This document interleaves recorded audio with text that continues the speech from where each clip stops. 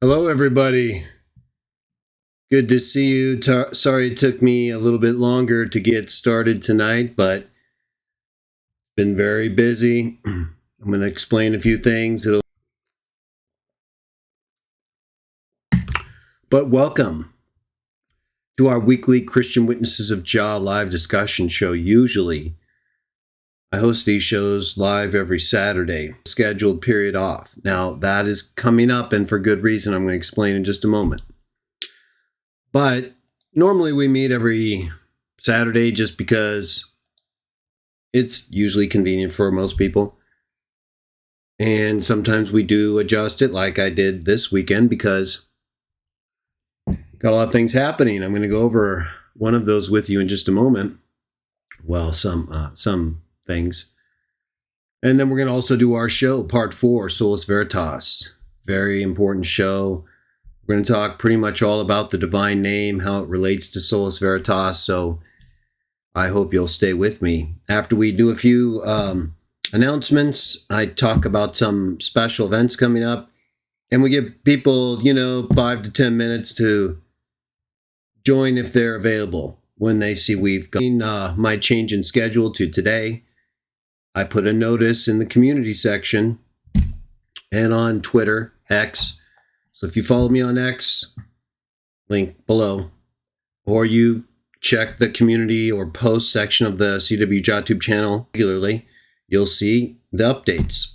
And I put it in there very clearly, moving yesterday's show to tomorrow. Sorry to George and others who got up early, but we do the best we can. So I know you guys appreciate that, and I do try to accommodate as many people. That's why I moved it to 6:30, George. Extra half hour.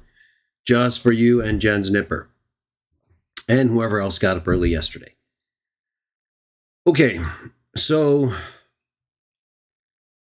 let me just see here. I'm going to go ahead and bring up, let me just give a couple more minutes to people. I'll say hi to everyone. And I'll give people a couple minutes to join the live if they want.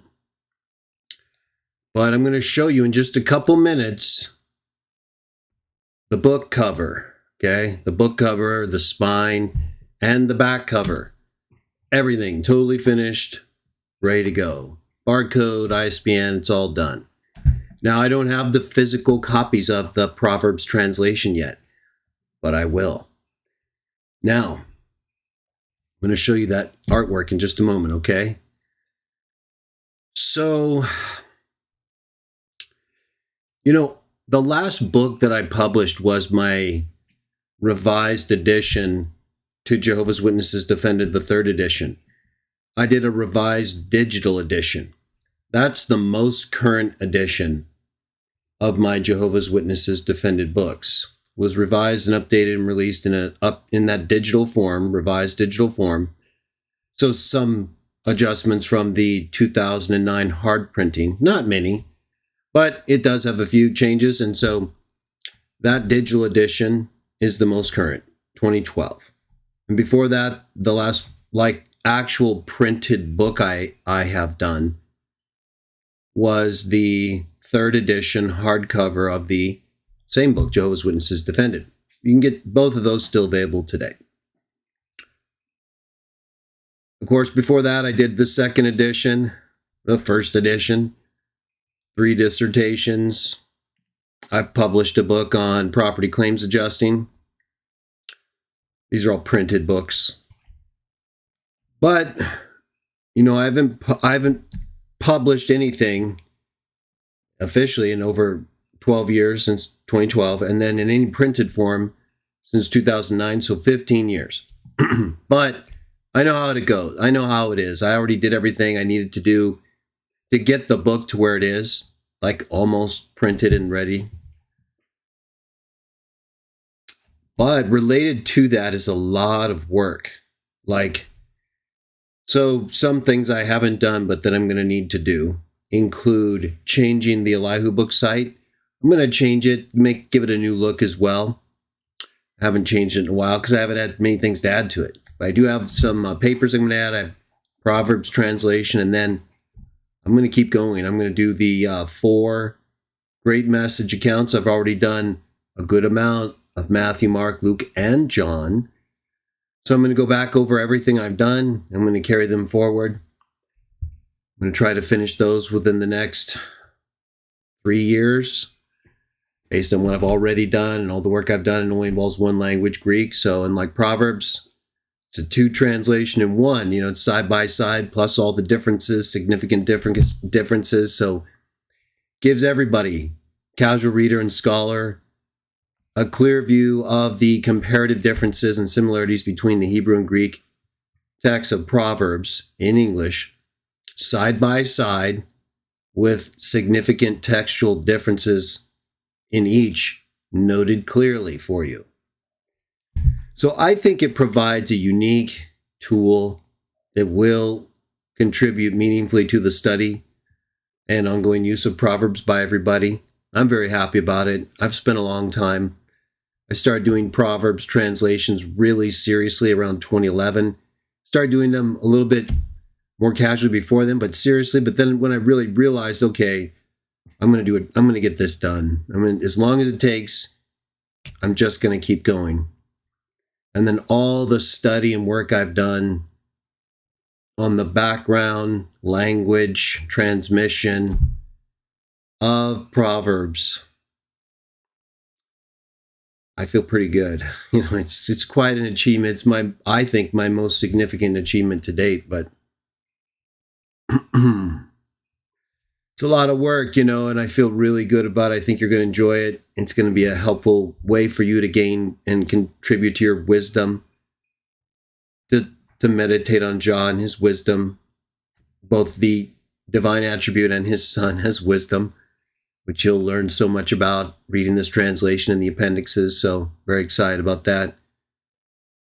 Talk a little bit about the divine name and why I used Ja'ol in the introduction. I'll talk more about that in a moment when we get to the divine name. But let me bring up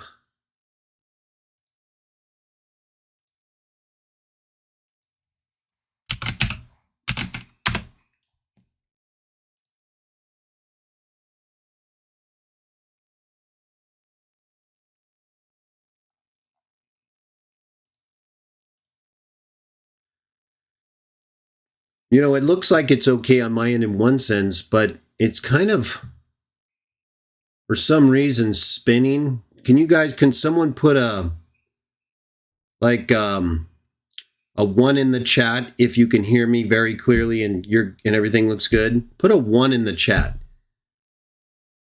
if everything looks good.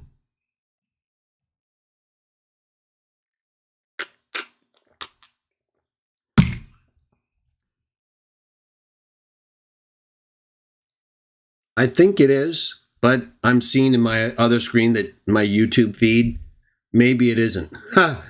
So, excuse me, I want to make sure before I go on, there's not a problem here. So if you could just put a 1 in the chat, if everything is sounding good, no problems, we'll get right back to it, okay? Appreciate that.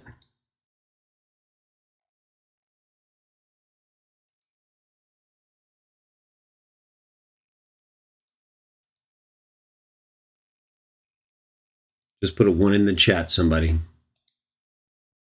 Thank you very much. All right, I appreciate that, Laylo. Okay, good. And the other screen, I refreshed it, so I'm looking good there now. But it was doing this unusual... was doing an unusual kind of a loading feature. So I needed to make sure about that. I'm going to show you guys the cover, okay? You want to see the book cover? The first published, right? I published my Letter of Jude in the Elihu Online Papers series, which will be republished again soon. Maybe not in that series is going to be redone soon in a new way, but I may save the Letter of Jude from the new redone Elihu Online Papers series and just include it with my, New Testament translation when I get to those letters. I'm not sure yet. Either way, I'm definitely going to do the 4 Gospels, great messages after Proverbs. Get those done. And then we'll have Proverbs, both Hebrew and Greek. We'll have the 4 great messages. I've done the letters of John, I've done James, and I've done Jude. So I could include those 3, or all 4. Well, if you count the John letters, right? 5. Those 5. I've done a couple others too, a couple of Paul's. I don't want to necessarily add like too many as an appendix to the 4 Gospels. I don't know. We'll take it one step at a time, right? So,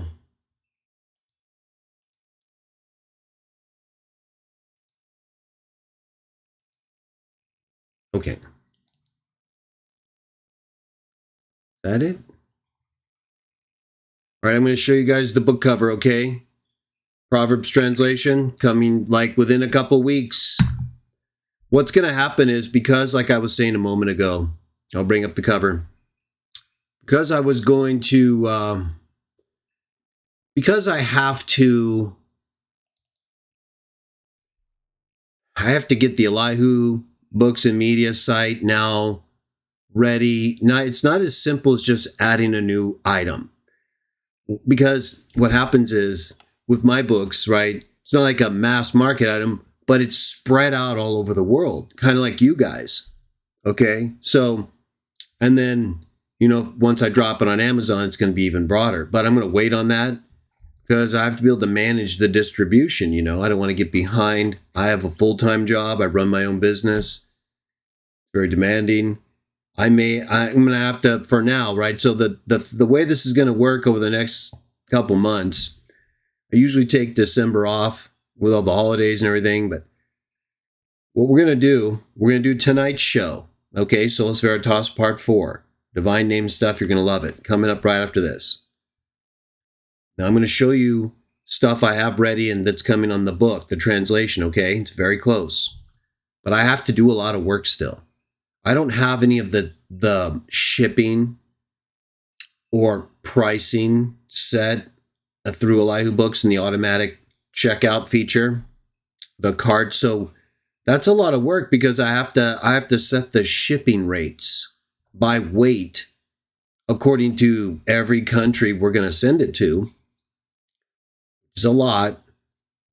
And then I have to make sure, and then what I'm going to do, I'm going to have staggered pricing where, you can buy one copy, or if you buy multiple copies, price per copy goes down because it's a translation of part of the Bible. This is something that you can give as a gift to anybody. And I guarantee you, even if they hate Jehovah's Witnesses or Christian Witnesses, if they're totally Trinitarian, this is really cool. And while they may not love it, they may enjoy it. And either way, they're going to want to know what we're doing, right? They're going to see us coming now. They thought they had us. They thought they got rid of Watchtower and WA. No. Not even close. It's going to be even worse. Game over. We're going to do a better job. We are going to do a better job because we're going to approach everything right, including the divine name, which the NWT and Watchtower didn't really do correctly entirely. And they could have, I think. Not sure why they handled the name in the New Testament the way they did in every case. Either way, are you ready to see the cover, the spine, and the back art? I'm going to show it to you right now. Let me see who said they're ready or not. Anyone? Oh, okay, yeah, Sonia. Everyone's pumped up. Good to see you, Sonia.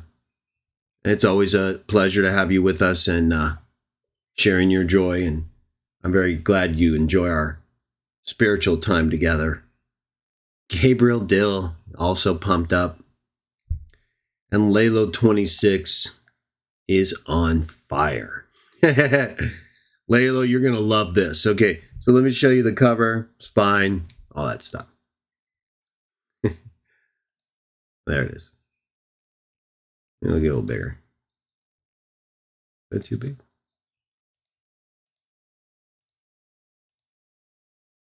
Well, let me show it to you like this. Here we go. It's really cool.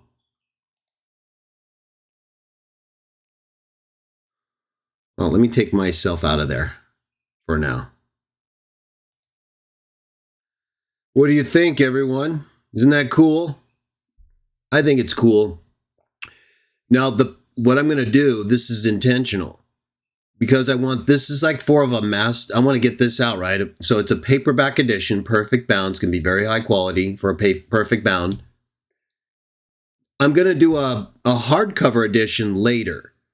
I'm not sure I want to do just a hardcover version with this cover. I'm thinking I might do a very special, detailed hardcover. It's going to require a little more thought and planning, though. So I'm going to go forward with the paperback right here. It's all set. This is the done deal. So I'll have the book within a couple weeks. Now, I'm going to take off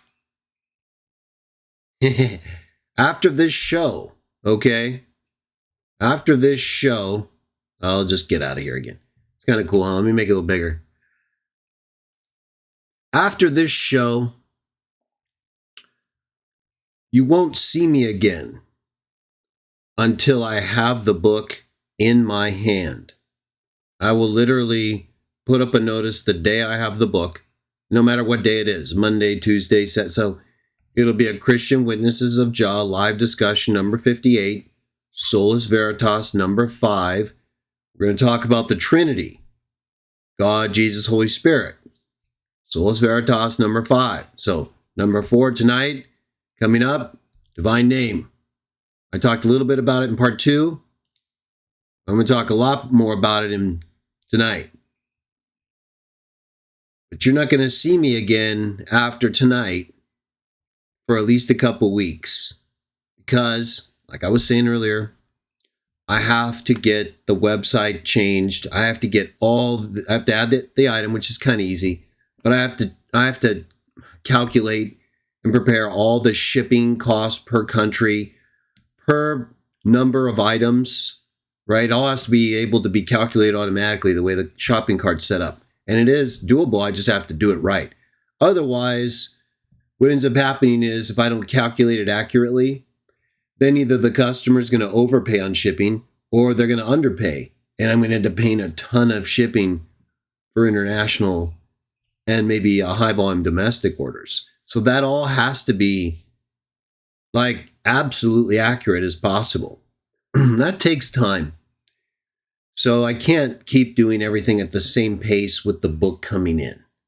So the arrival of the book, you didn't see it, it'll be here in a couple weeks. The arrival of this book is going to make it so that I have to change my schedule a little bit.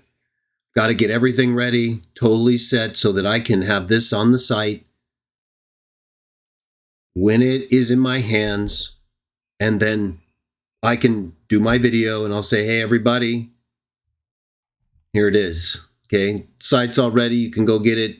You're good. I'll try to send out as many free as I can. I haven't contacted a lot of you yet. I will. I need to do that too, right? So I need a little time. Take a break from all shows. All live shows after tonight are on pause until I have what you just saw in my hands. Then we're going to do Christian Witnesses of Jah live discussion that very day, okay? That same day I have the books. Boom, notice up. You know what I got. You can go to the site. It'll all be ready, right? It'll all coincide.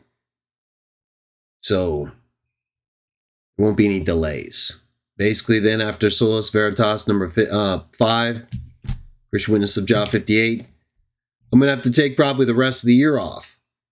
That'll be a good one, though, too. I'll show you the book, talk about the Trinity and Sola Veritas, and then I got to start shipping, right? This takes a lot of time, too. I got to do the orders, capture the orders, package everything, and then set them up for pickup or take them myself, depending on the situation or whoever I get for help.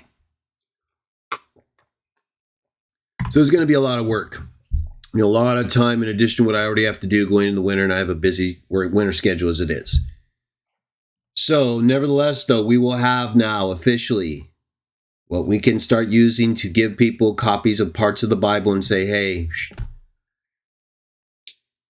Yeah, this is what we're starting to share and what we use, and look at how useful it is to you. And if you have any questions about it, guess what? The translator, he's been studying these things for 35 years, and he's available live all the time. He's talked about a lot of these issues all the time. You can bring up any issue you want.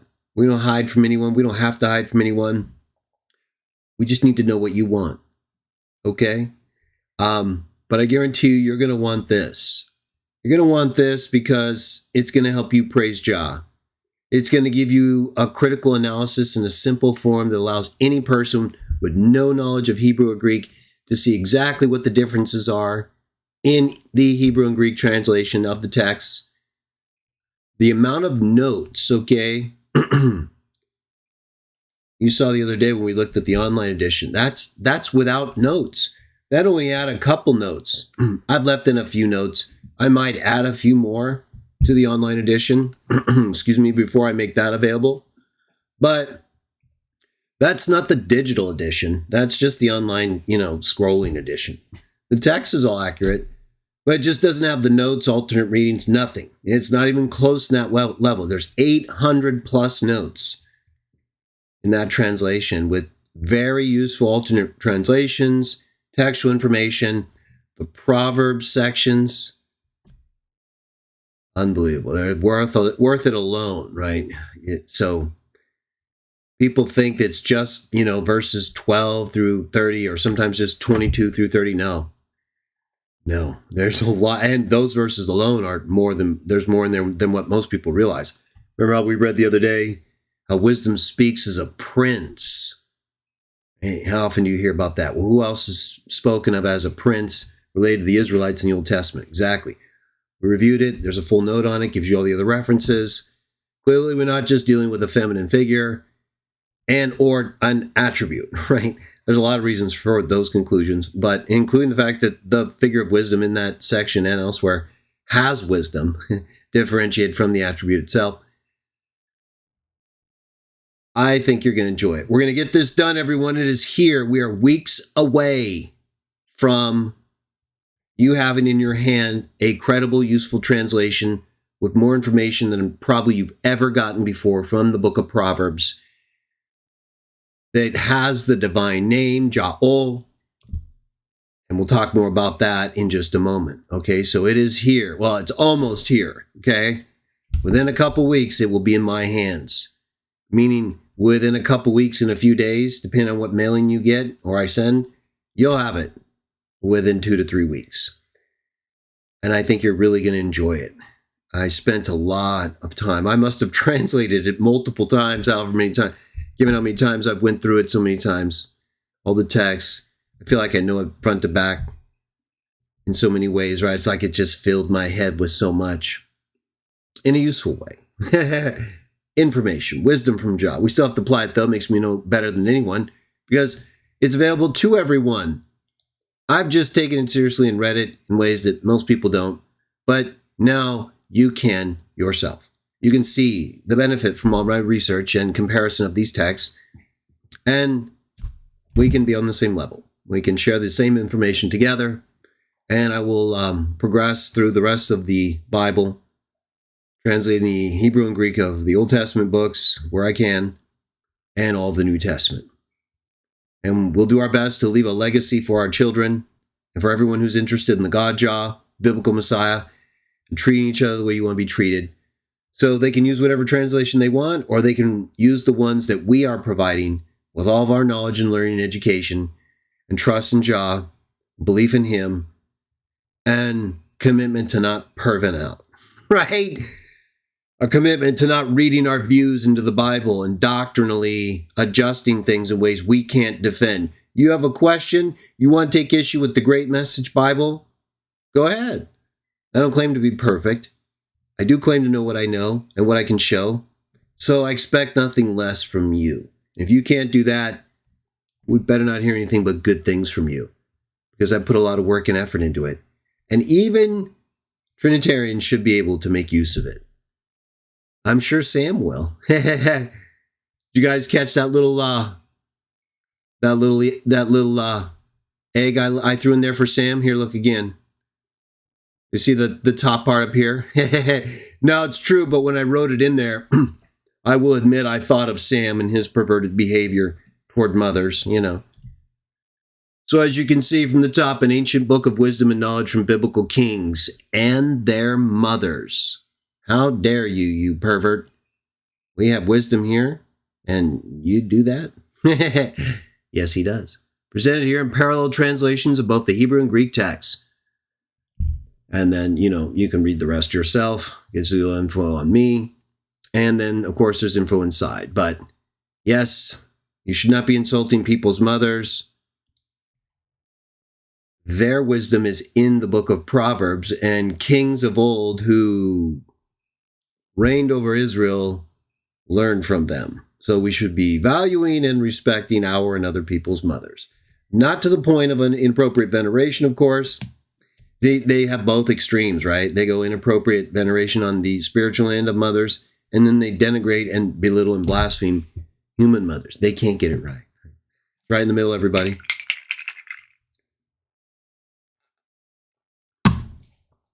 Okay, so that's good work. Let me see what you guys thought of that. Let me see what your thoughts were. Did I do a good job? Does that look okay? Where are you? Let me see what you guys said. Oh, okay.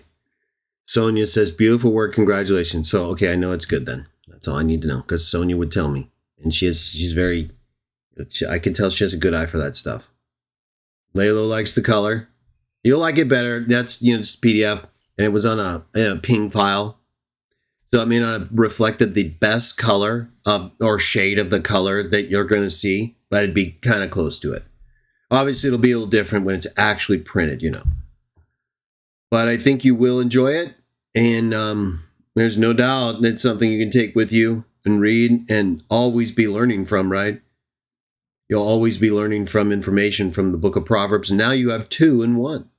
You have the Hebrew and the Greek, so you can see the wisdom of the Jews who served Jah and who worshipped him over a long period of time and expressed in two different languages.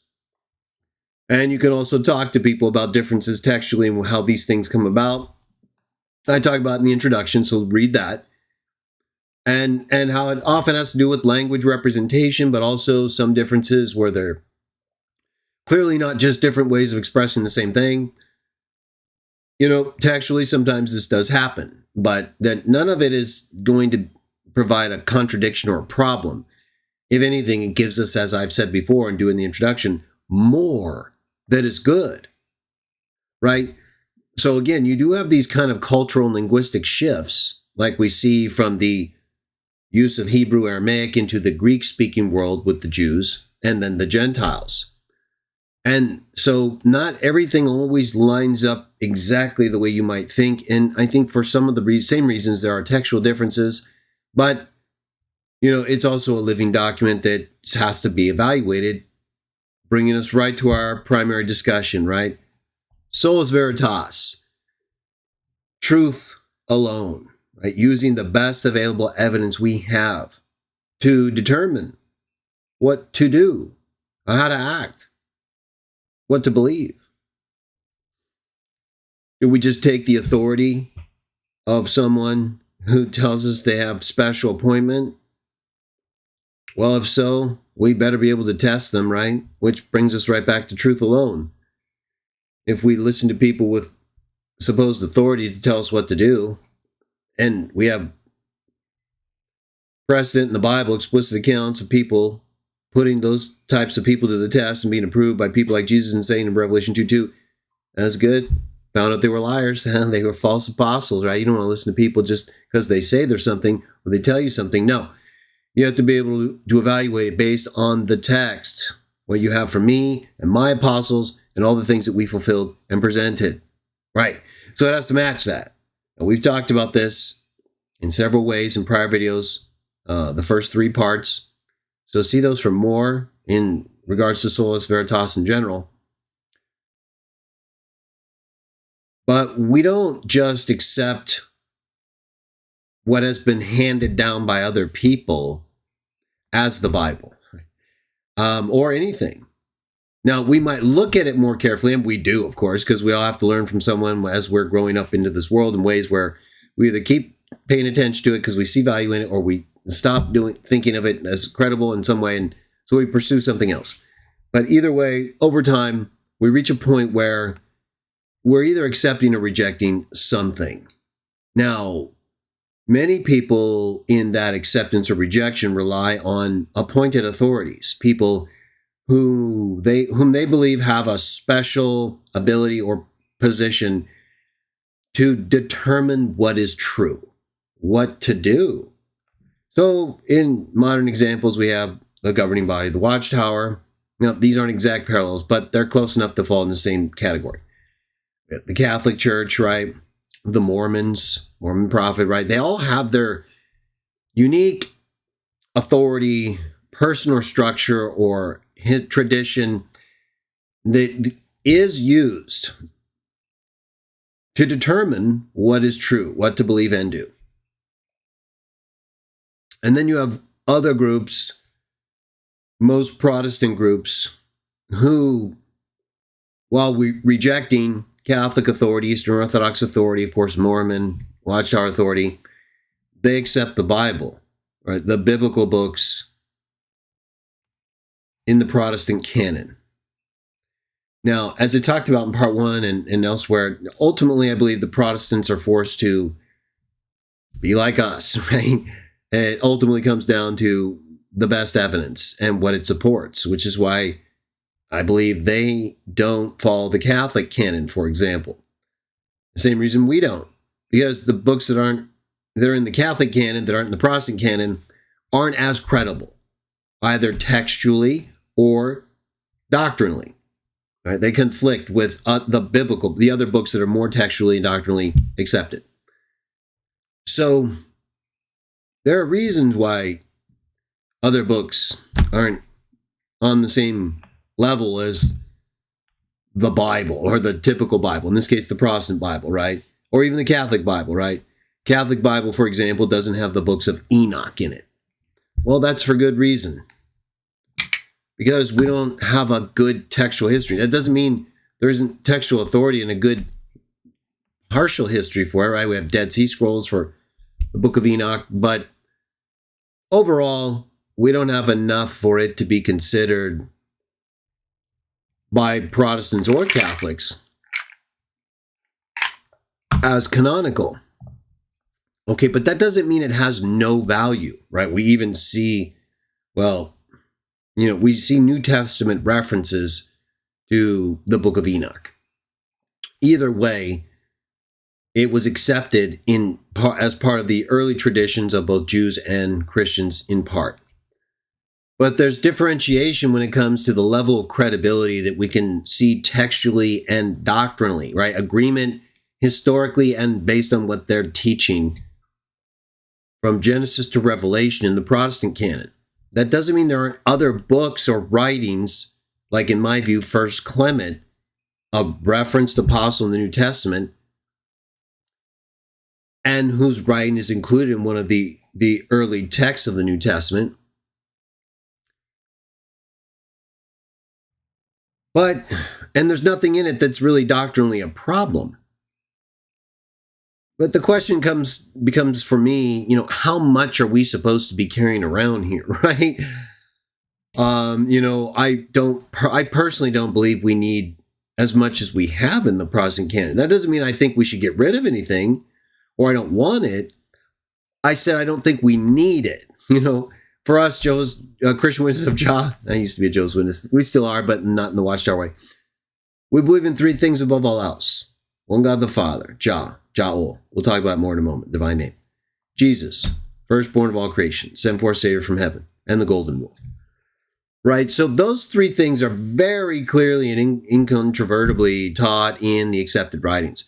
Trinitarians, of course, and others get caught up in later paganism and make it controversial on one or two, but they can't argue with the explicit statements that define our doctrine, right? It's the interpretation they can only argue with, which in our case is, again, the explicit statement, so they can't win anyway, but they try because they're perverts.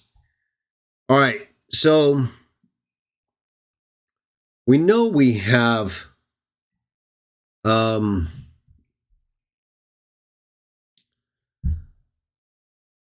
we know we have enough material for our beliefs to be supported by the best available evidence. Okay, but we also know that there's a lot more involved with the Bible, and we want to make sure that we have as much information as possible. It's just that where it concerns our particular group, we recognize that by trying to enforce more than those three things I mentioned, it becomes too difficult to keep from judging each other in ways that then make it impossible to do what's most important, those three things that lead to life according to Jesus and the Bible. So we set aside requiring other people to believe all of our different views of different subjects, as long as they're not just so whacked out that they're not even close to what's taught in the New Testament or the Bible, right, for Christians. And then unless you sin against us in some obvious way, like we would follow Matthew 18, or if in a public way, like Peter and Paul, Galatians 1 and 2. So, or Revelation 2:2 with the Christians in Ephesus and the lying apostles, right? So we have examples. We know what to do. New Testament, Jesus, the apostles, this is what we're told to do. This is what we're told to hand on. And even Catholics, Eastern Orthodox, Protestant groups, right? They would agree with that. But then they end up adopting these later views and teachings that aren't in these earlier Jesus and apostles teachings. They claim they are, but they're not, because they're not there, right? Ours are. Word for word, in fact. And theirs are, in fact, much different conceptually as well, not just the words being different. But, so with the Protestants, though, right, they basically go with what the church has handed down through the councils and creeds and practice as the accepted books of the Bible, apart from the Council of Trent and the Catholic canon and things like that, right? So the Protestants ultimately end up adopting earlier acceptances, earlier figures and groups of Christians' acceptance of New Testament books as a basis for what they also accept. It's kind of like an apostolic succession thing, although it's not as linear and connected in the way that you would need to say that. But they're basically saying they're relying on what was earlier accepted. But I think most Protestants would also ultimately say it's because of the reason, it's because of the content of the writings. It's not necessarily because of the people who said earlier in church history, these books we accept as scripture, right? That's relevant and important for Christians looking back at early history and saying, okay, well, what were they doing? But there was a lot going on at different periods where the question is, are we just listening to people who came about hundreds of years after the apostles, whose writings we're supposed to be handing down? Or are we actually using an objective standard for evaluating what they claim so that we're not just like Catholics or Watchtower people relying almost entirely, if not entirely, on the authority of someone else? We're not objectively looking at it ourselves and saying, okay, I see these people are, whether it's Catholic, Watchtower, or these early Christians, I see these people are accepting these writings because they all think they're credible. They're the most credible. They're the most traditionally and historically linked to the authors, and they stand out above all these other writings, you know. Okay, I see that. But now, if that's all you do, you're basically just taking the word of other people. Whether it's something, you know, you should have to do or not, that is what it is. It's just a fact. Well, what would you have to do if you're not just gonna do that? Well, I would say at least verify what they're saying, right? Any person who's going to seriously try to convince other people that these specific books and these specific books alone, in this case, the New Testament, are what we use as authority, accepted, inspired representation of the apostles and Jesus. You should be able to see why, right? So if they tell you, okay, well, because these writings are in these early texts and and papyri and referenced by all these early writers, and they are internally consistent and historically coherent with each other and doctrinally overall with the Old Testament, you should be able to see that in comparison to these other books. You should at least be able to see, okay, there's all these early references by these early writers, and more importantly, there's all these early texts or fragments or papyri supporting the existence of the document, the book itself, right?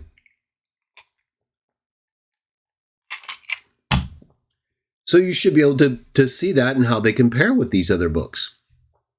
And if you actually take the time to do that, it's not always easy, but it's easier, I think, than probably many of you realize, especially today. You don't have to be a textual scholar or anything. You just need to be able to look things up and ask the right questions and chart the right dates, right? You will see that. Okay, the reason I accept the biblical books, I had to go back through everything. Yeah, of course, growing up, it was easy to accept what I was told were the right books. And then as I got older, I started reading other books. And as you see my JWD editions, I got into all kinds of stuff. Apocrypha, pseudepigrapha, Old and New Testament, right? Gnostic writings, church fathers, Dead Sea Scrolls. I got into everything. I looked at it all. Textually, content, all of it. History. So I wanted to know what to do when I reached a point where I could no longer continue with Watchtower. And then I got through my own personal struggles in terms of whether or not I believed in God at all. And then from there, what do I do? Well, it all comes back to evidence, no matter how you slice it, unless you're surrendering your decisions to somebody else, unless you just accepted somebody else has the authority to tell you what is true. You are using evidence. Now, you may not be using it completely or like the way you could be.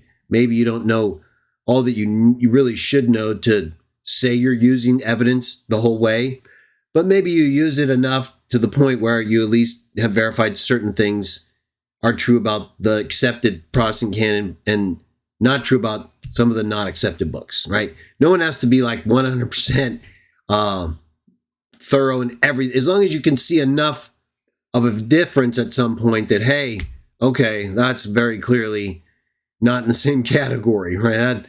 That the Gospel of Luke or John is not in the same category as Second Maccabees, right? So just to use an example. And so then you'll be able to say, yeah, I do realize that historically people have identified these writings as canonical for our authority on teaching. But I also realize that they're also people, and many of them accepted books that aren't accepted. And I need to know why they accepted them. Were they told by divine inspiration? Is that the claim? Okay, well, if not, and it isn't ever the case, then except maybe Mormons. I don't know. I don't know how that would work with King James. Probably they would think that. But either way, we have to, and they would have to still look at the material. And that is historically what they are doing. They're saying these writings are spurious and these writings aren't. These writings are more credible than these writings. So we do that, and we do it with everything. We don't discount revelation. We don't discount spiritual gifts. We just know if you want those things, you're going to have to be feeding the poor and not arguing and doing very basic Christianity, which is the most important, by the way, regularly for quite a while before the master sends that kind of power to you. No one should be even thinking about those things, right? They just come upon you if you're doing what you should be doing, which most people aren't. And that's why they keep asking for why they keep wondering, where are these gifts? Well, you're going to have to first show you deserve them. And part of doing that is just by doing the basic things that we discussed earlier. Love God with your whole heart, soul, and mind, one God the Father, and follow the Messiah, send for Savior, and practice the golden rule. Use Solus Veritas, best available evidence to determine what to believe, and what to do in general, right? We talked about before. How do we know how to do anything? Well, you think about it and you tell me an example where you're not considering the best available reasons. Maybe you're not, right? Sometimes we fail to do that. Like we should do it. We wanted to do it, but we didn't. I'm not talking about that. That usually proves the point, right? It's a failure almost always to calculate and consider the best reasons for anything that leads to a problem. It's people choosing the worst possible option and then wondering why there's a problem, right? Well, because you don't have the best evidence supporting what you're saying.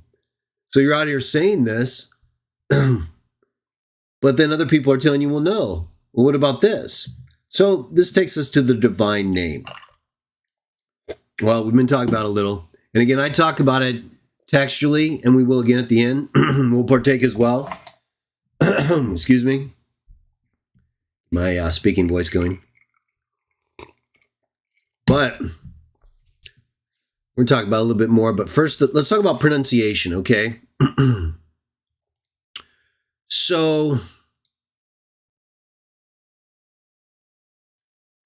I know a lot of you have heard of Dr. Nehemiah Gordon, and he's become very popular for championing the pronunciation, Yehovah.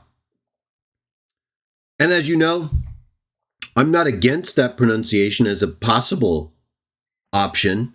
In fact, my 3 editions of Jehovah's Witnesses Defended, and most of what else I ever do on the divine name, presents that as a viable option.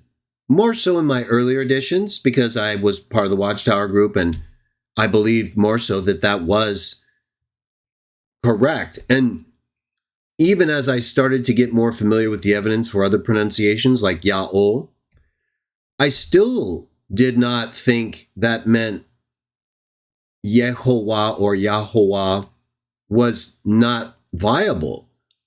Think about it. Think about for how long, at least 14 years, right? At least since my Christian Witnesses of Jah, Jahovah God article, over 10 years. I started using, and other writings, I started using that form Ja'ol with the hyphen ah, right? And only in the last couple of years, since the fine we're going to review in a moment, did I change that form from, it was in my translation of Proverbs, everything. Jah-ho-ah, right? And I created that form, and I'm still happy I did, because I created it because I realized the evidence was more balanced than I initially realized when I was with Watchtower defending the form Jehovah as a viable option, not this monstrosity these perverts kept saying. So as I started to see more evidence for Ya'ol, but without discounting Jehovah or Yahovah entirely or completely, really, I thought, well, since I can't tell for sure, because at the time, the reason why it was at one point difficult for me to make a full change from Yahovah to Ya'ol was because I wasn't really sure how to handle the final hey. I knew it could represent a vowel sound, but I also was aware of it fitting with sections of text with a final aspirant and also the use of final aspirants and with terms that don't usually have final aspirants, like pronouns who, hua, in the Dead Sea Scrolls. And so I'm still not entirely eliminating Yahovah or Yehovah from possibility, at least from, I would say, probably the Dead Sea, from the 1st century, 2nd century BCE forward. Now, there's earlier forms with a final hey we're going to get to in a moment, but I don't think they represent more what may more likely or possibly be a final aspirant sound as we see in the Dead Sea Scrolls. But again, by that time, we do see clear addition. Now, remember, this is an addition. So to the personal pronoun who, meaning he, in the Dead Sea Scrolls, it becomes hua with a final hey, ah sound. So did they do that to the divine name? Well, we have forms with a final hey well before the Dead Sea Scroll period, like I'm going to show you, at least as early as the 6th century. For good reason. I'm going to show you why. Maybe they were doing hua as early as that time. But they were clearly, we have who, right? That's what's used in the Bible in the earliest texts for he. So maybe they started to see the divine name with a final aspirant from the Dead Sea Scroll period forward. I'm not sure. I doubt it, because I'm going to show you why in a moment. But it's possible. Again, I'm not saying that's impossible. I've never said that. The evidence just doesn't support it. Okay, Solus Veritas, everybody. Solus Veritas, truth alone. Okay, so we don't have to eliminate options. This isn't about saying one option is not possible at all. It's about saying, what is the best option? Well, if they're closer to each other, like I viewed for a while, the pronunciations Ya'o and Yahuwah, well, then you use them both as much as you can equally. Or like I did, I created that combination, right? That hybrid form where it gives you the option. This is what I like about it. That's why I even considered changing. Very recently, in fact, I considered changing the form of the divine name in my Proverbs translation and everything back to Yahuwah or Jahuwah. Because I thought, well, it still gives people the option. That's what I like about it.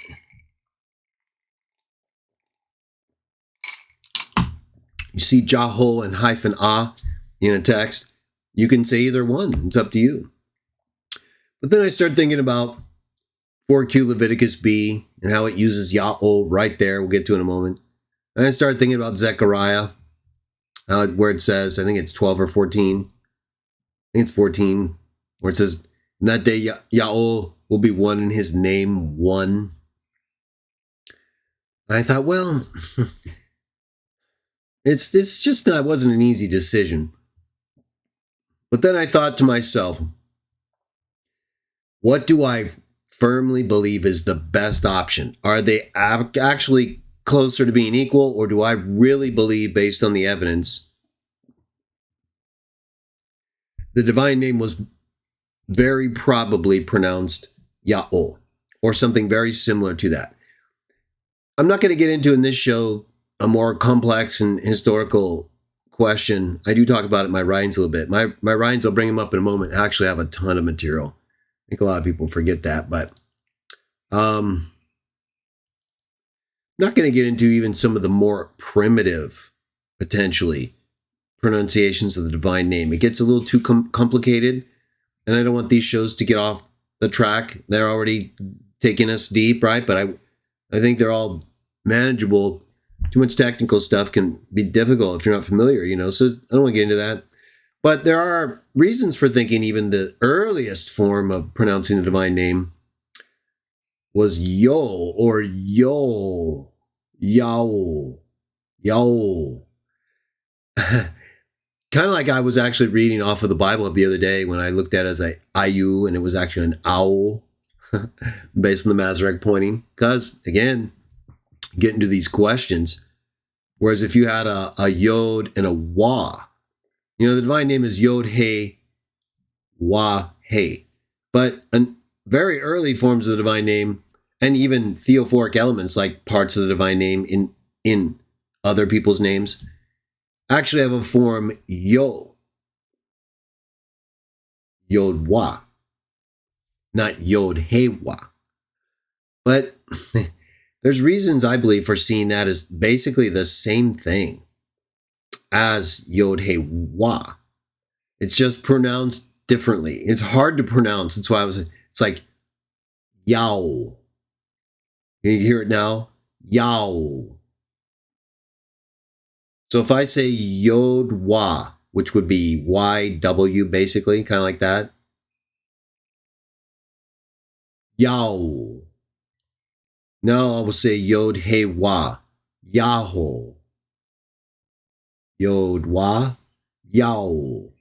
Not yo. It could be. But again, we're gonna pronounce it with an ow.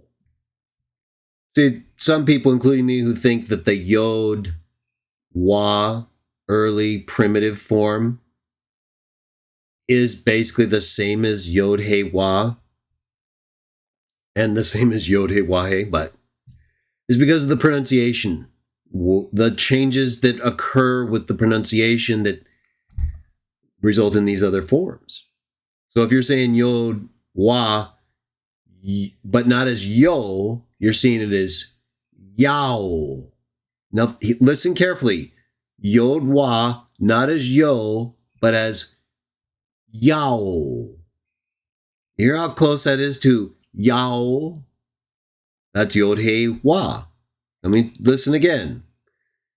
Yod Wa, not as Yo, but as Yao. See how it almost has an initial Yao? Because of those subtle linguistic features that are communicated in pronunciation over time, a form like Yo, Yod Wa, can become Yod He Wa, or even Yod He He, as I discuss in my writings. So let me just go ahead, though, and bring up a timeline, you guys. I created this little chart, and it's not like 100% complete. I didn't mean it to be. I don't need it to be. I just want to illustrate something for you. Okay, so in my writings, I guess I should show you this first. Let's do that. Let's go ahead and go to my third edition. This is the digital. You can get this online, livebooks.com. But if we just go, let me just take you in here. Let me just show this is very important, okay? And I'm going to show you a timeline I created just for this show. I don't know why it's taking forever. It's taking a little long to load. There we go.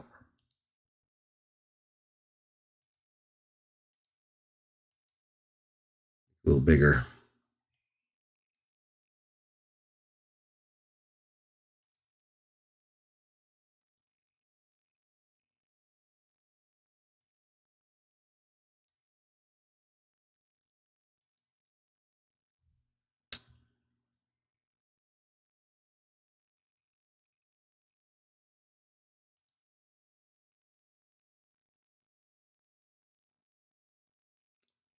Okay, well, loading. Let me bring up the timeline then while that loads.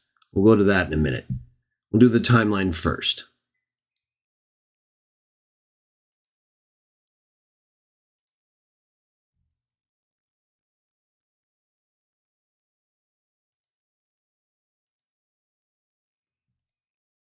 All right, let me bring you guys up into my my little Canva drawing.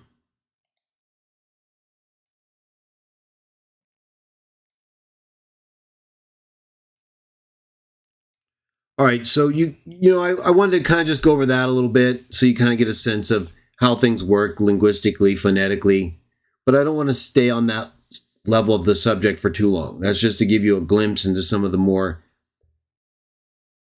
detailed, further back looks at the divine name and how it has come to be in these different forms.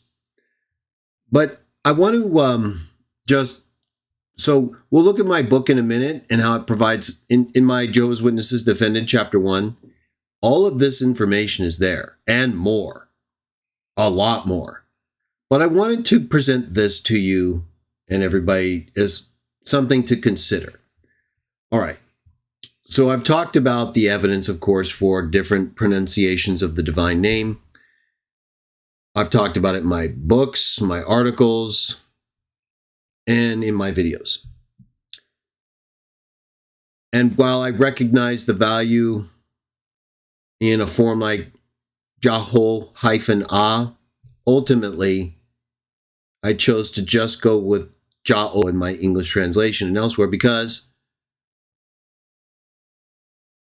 I think the evidence is sufficiently far ahead of anything that would indicate the pronunciation Yahoo or Yeho or Ah. I don't see any evidence for a final Ah sound anywhere through the first century. Really, there might be a couple obscure references. I'm not really seeing it anywhere. So we'll take a look at my notes. There might be something. I don't even think there's anything from, no, certainly nothing Josephus or any Gnostic writings, I don't think, from the first century. Maybe. We'll take a look. But I'm not seeing anything through any of the biblical periods, okay? We're talking about the name of God during the biblical periods, obviously. That's when he revealed it to everybody. So when it comes to people like Dr. Nehemiah Gordon, and I am substantial critique of his conclusions that will be coming, I have to get the Proverbs translation out first, okay? Once I get that out, and we get past this year, the rest of this year with that out, and I get all the copies out, next year will be a big divine name year, okay? I'll just say that. But this is kind of related to it a little bit. So, all right. This isn't everything. Line from 1300 BCE to 400 CE. I say CE not because I'm opposed to Anno Domini, or Year of Our Lord. It's just because I'm not exactly sure what year he was born. So I use CE just because it eliminates that problem. Either way, I'm not opposed to AD. So this would be a 1700 year period of time. It's not the fullest extent of time that I can and do show in my book, the use of Ya'ol. It continues on in, for example, the Septuagint margins of Codex Q of Ezekiel, showing Ya'ol in the margins where the divine name is, and elsewhere. So but I'm showing you here kind of a concise caption of the major evidence in each period. Okay, now, obviously, when we get down to the first century, right here, right, 100 BC, and then down to Jesus' birth in the first century, I'm not including like all the different Dead Sea Scrolls and their different forms of the divine name, most of which are going to be in the Hebrew or Aramaic script with a final hey, except for forms that are transliterated into, for example, Greek, like 4Q Leviticus B. Okay, so this isn't presenting like every single thing. It doesn't have to, for the point I'm going to make. So if we're talking about the pronunciation of the divine name, and we are here, okay, first and foremost, we're talking about what's the best pronunciation. You can use what you want. I'm not saying this is to use against people and say you shouldn't say Yahweh or Jehovah or Yehovah. I don't think any of those are the best by far, but so as I'll discuss with Nehemiah Gordon in my forthcoming critique, right, and as I've discussed before where he's concerned, he's relying almost entirely on post-biblical information and sources, rabbinic and Masoretic sources, that have come to develop an entirely new system of pronunciation, right? The vowel pointings that often present pronunciations that don't match earlier periods, and even pronunciations we have from periods like the 1st, 2nd, 3rd centuries BCE sometimes don't match even earlier pronunciations, like I mentioned, with respect to theophoric elements that change from Yod Wa, Yo, or Yaol, to Yod He Wa, Yaol. And that in itself is significant. The only theophoric elements, meaning the forms of the divine name that are used in other people's names. That's what we mean when we say theophoric. It can either be a suffix or a prefix, right? It can either be the first part or the last part. So, and sometimes in the middle, or part of the first part which extends to the middle. Depends on what form of the divine name is used as the prefix, right? So you always either have Yod He. In the Bible, it's either Yod He or Yod He Wah. It's never Yod He Wah He. And why do you think that is? I think it's because Yod He Wah is the same as Yod He Wah He. And so I don't know why else they wouldn't use it. Now, that aside, we just set aside the form of the divine name in the Bible, right? Because, of course, we have the Tetragrammaton, Yod He Wah He, and Yod He Jah or Yah. But again, the only theophoric elements we have in the Bible are Yod He and Yod He Wah. So Yod He Wah is there, and in fact, the only other theophoric name of God than Yod He. So where's the advantage? I think they're both the same. I think that shows, if not almost proves, Yod He Wah He in the Bible is the same as Yod He Wah. Now, I'm not using that as my conclusive evidence. I think that's pretty interesting and powerful. But look at this, okay? So here we are at the time of Moses' death. Can I make this a little bigger? Yeah, I can. Just make sure I'm not blocked out. All right, so we're here at Moses' death. Probable life and death period. There's different opinions, so I just chose a range to make it non-controversial. It's not necessary for this point, although it's very important. Well, it does help us define the time of the first, the most ancient evidence we have of the divine name. So it is significant, but let's just say it's 1600s to 1300s BCE, okay? So Moses dies somewhere in that time. Now, as they were to enter the promised land, they were told to curse Mount Ebal. And the most recent, well, not the most recent, but a recent find, I have a whole video on it. I'm going to show you another video on it that's very important. A very recent find at Mount Ebal. These are biblical, this is a biblical area, and these are biblical events that I'm talking about, okay? Right after the death of Moses and discussed while he was alive. They were to curse Mount Ebal as they entered the promised land. So we have found a tablet, a curse tablet, written in ancient Hebrew at Mount Ebal, cursing it in the name of Yahweh.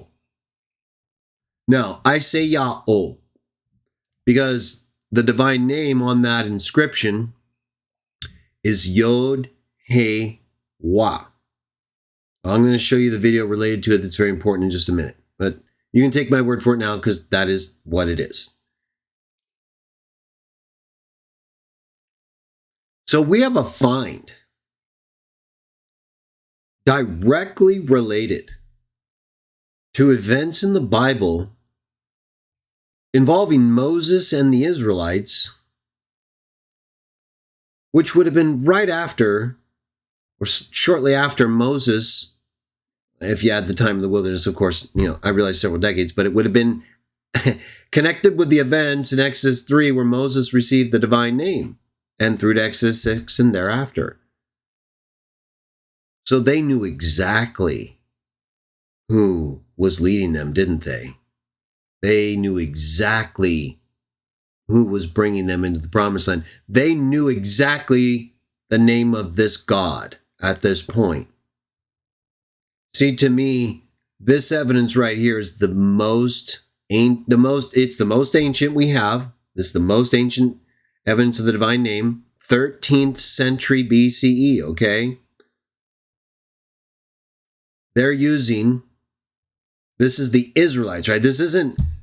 We know this has to be the Israelites because they're the only ones there cursing Mount Ebal, right?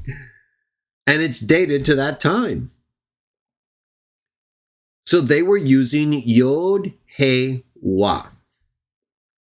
The question becomes, how do we pronounce that? I don't think you can credibly get Yahovah or Yehovah or Yahuwah. I don't think you can get a final aspirant from Yod He Wah. So, if you can't get a final aspirant, what were they saying? Well,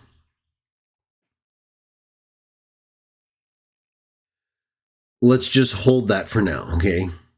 I'm going to show based on other evidence, they were saying Ya'ol or Yaol, like Yod Wah, but that became Yod He Wah because it was Yaol and became Yaol. And then the final Hey that we see added even in, so we'll just move forward.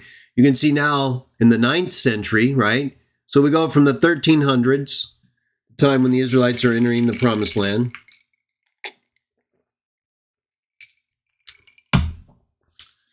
to the 9th century, the date of the Moabite stone. Now, Moabite is a Semitic language, and so very similar to Hebrew. Why does the Moabite stone in the 9th century have a fourth letter? Now, it's written in Moabite,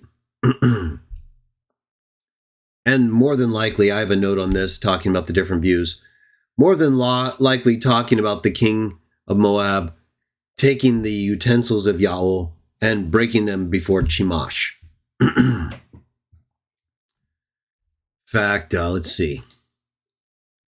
My book, did it come up better yet? Yeah. Okay, now we're moving. So, we'll get to this more in a moment. But let's go back to, well, excuse me. Throat's getting a little dry. I gotta pace my speaking. We go to, where's that? I might be a little further up. So I have a note in here where I discuss different views and translations of the Moabite stone.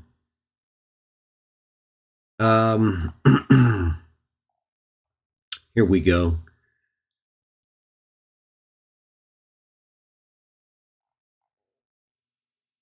Where I talk about the Moabite stone, how according to Cowley,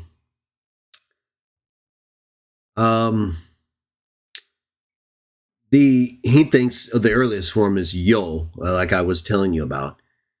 But he also talks about how in Moabite, a final Hey, that fourth letter, we go back to it. Excuse me. Right here. So we go from the 13th century, they're using Yod He Wah. Moabite stone in Moabite is using Yod He Wah Hey. Okay. But Moabite uses Hey as a vowel letter, what you could refer to as what's often called in Hebrew at least, a mother of reading, where vowels represent, consonants represent certain vowel sounds. And in Moabite, a final Hey can represent multiple vowel sounds, including an O.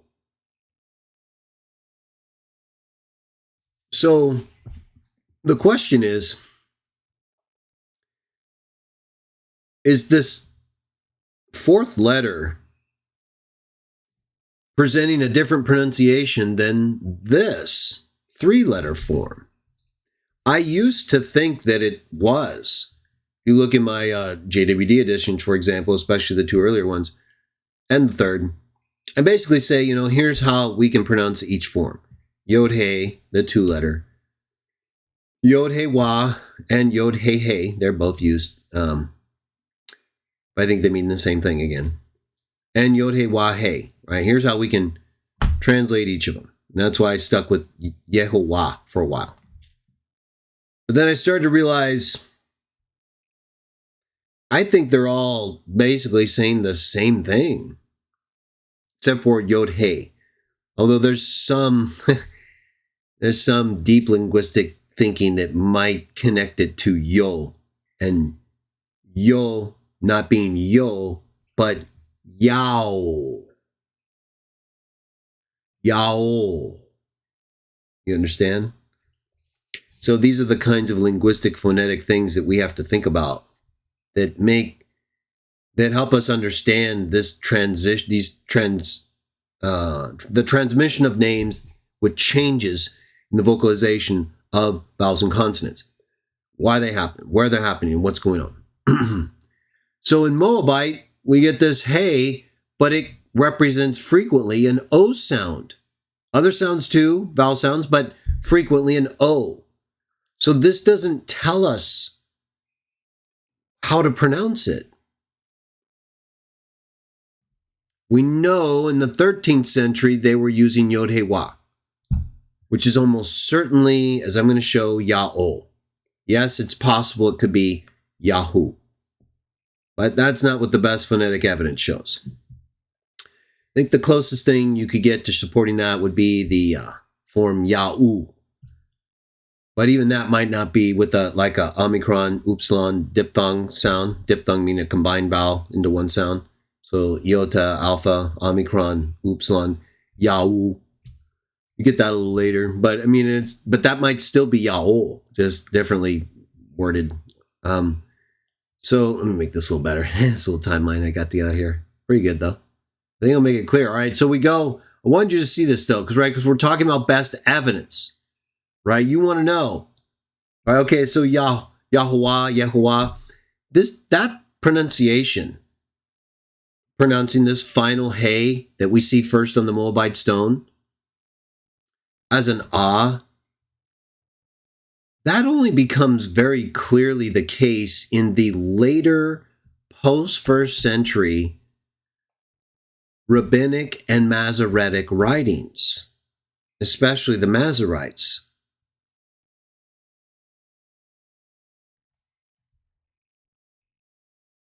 There's evidence that indicates this final hey we see on the Moabite stone, and a couple centuries later in the Ketef Hinnom scrolls, the silver scrolls that were found that contain benedictions from Numbers,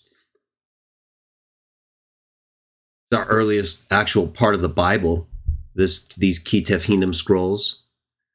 They also use a Paleo-Hebrew form of Yod-He-Wah-He. So similar to the Moabite stone, only in Hebrew, not Moabite. Okay, but if we all, the way I see this, okay, because I don't see any evidence for the final hey in the four-letter form or in any of the forms as being an ah sound, well, in the Josama, in the four-letter form, I don't see the final hey as an ah sound anywhere until after the first century. And then it becomes most prominent in these later rabbis and Masoretes in an entirely new vocalization system. So how were they vocalizing the final hey back here? Well, I think they were vocalizing it the exact same way they were vocalizing it back here. Either that, or we have the use of a final hey like in the Dead Sea Scrolls. If, for example, this final hey in the Moabite stone and the Ketef Hinnom scrolls, and we also have from the 6th century, try to balance this a little out, the Lakesh inscriptions related to the Book of Judges, and activities there. So we've got a lot of good stuff here. It's all in my writings as well. Just giving you kind of a sample, a little timeline I create here for us. So I want you to look at the reasons, right? Why should you maybe consider one form or the other, or what should you tell people? Right? How do we present this? Well, you do it like this. You show them the evidence. Okay, so we have the oldest inscription right here, Ya'ol, or Yahoo. But it's Yod-Heh-Wah, and you cannot really get, I can't think of any way to credibly get a final ah sound so that it is 3 syllables, Yah or Yehovah or Yahuwah, that's either one. I can't get that from Yod-Heh-Wah. And if you think you can credibly, right, I want to hear your imagination. You need to credibly show me how you're getting a tri-syllable pronunciation with a final ah from Yod-Heh-Wah. Okay, well, if that's what they were using under Moses, directly related to a biblical event in the 13th century, the oldest text we have of the divine name from the people of the Bible, followed by a Moabite inscription on the stone with a final hey, the question is, are these two different? Or just if we include from the 6th century, 9th century, and 13th. So from this period, a period of 700 years, with the first time we have an evidence of happening basically 460 years after Moses and the events following his death and the Israelites cursing Mount Ebal with Yod-Heh-Wah. Within 450 years, we get a final hey. So I believe in between this time, the 13th century and the middle 9th century, the events of them entering the promised land and the events of Judges that relate to the Moabite stone, the activities, I believe that they started to use a final hey to make it clear to themselves and others, in this case the Moabites, this is how you pronounce the name. Or the Moabites, people understood that use of the final hey made it clear how that final vowel sound is pronounced. That's what I believe is the reason for the addition of the hey to what the 13th century oldest inscription directly from the people of the Bible tells us they were using. I believe they're the same pronunciation, Ya'ol. I believe even the pronunciation without this H, if it was just Yod, Wah like this, is also Ya'ol. It just is Ya'ol. Like Y-A-W, Ya'ol. Again, it goes back to that other show I was doing where I was telling you the same thing, how that could be pronounced. So, but we don't need to get off on that right now, okay? My point isn't to show you that Yod-Wah is the same as Yod-Heh-Wah and Yod-Heh-Wah-Hey. I just think they are, and they're developments that make it more clear to the Israelites and others how to pronounce God's name. So I don't believe the development changed the pronunciation. I believe it changed how to make clear the pronunciation. But then over time, even that became more difficult to do. Again, you do get changes in dialect and culture and influence of other languages. And so again, you have in the Dead Sea Scrolls this use of final aspirant with even pronouns, but that we don't see in the Bible, right? So it's not always clear exactly what changes are happening or why. Well, we can see what changes, but why is sometimes a little difficult to say. But it seems to me that Moabites and others started to use a final hey to make it more clear. The pronunciation is Ya'ol, same as they were using back here in the 13th century. The Ketuvim Hinnom scrolls, by this time, right, 700 years after the entering of the promised land, use of Ya'ol, they're still saying Ya'ol, in my opinion. But they're using a final hey just like they were 250 years earlier. So the final hey, making the tetragrammaton what it is, I believe, developed as a means of making clearer the pronunciation that just with Yod He Wah isn't clear. And then, so we go from Yod He Wah in the 13th century. We then get this development with a final Hey from the 9th century to the 6th century. And then in the 5th century, when I say four, it's like 490. It's like the 490s. I should change that, right? So very, not far, within 100 years or so of the Lakish inscriptions, basically. Actually, I believe those relate to the Book of Judges. I'm sorry. I think I said that in relation to the Moabite stone. But they're all during the biblical periods and relate to events in some way. I apologize if I connected the wrong event, though, to Judges. So,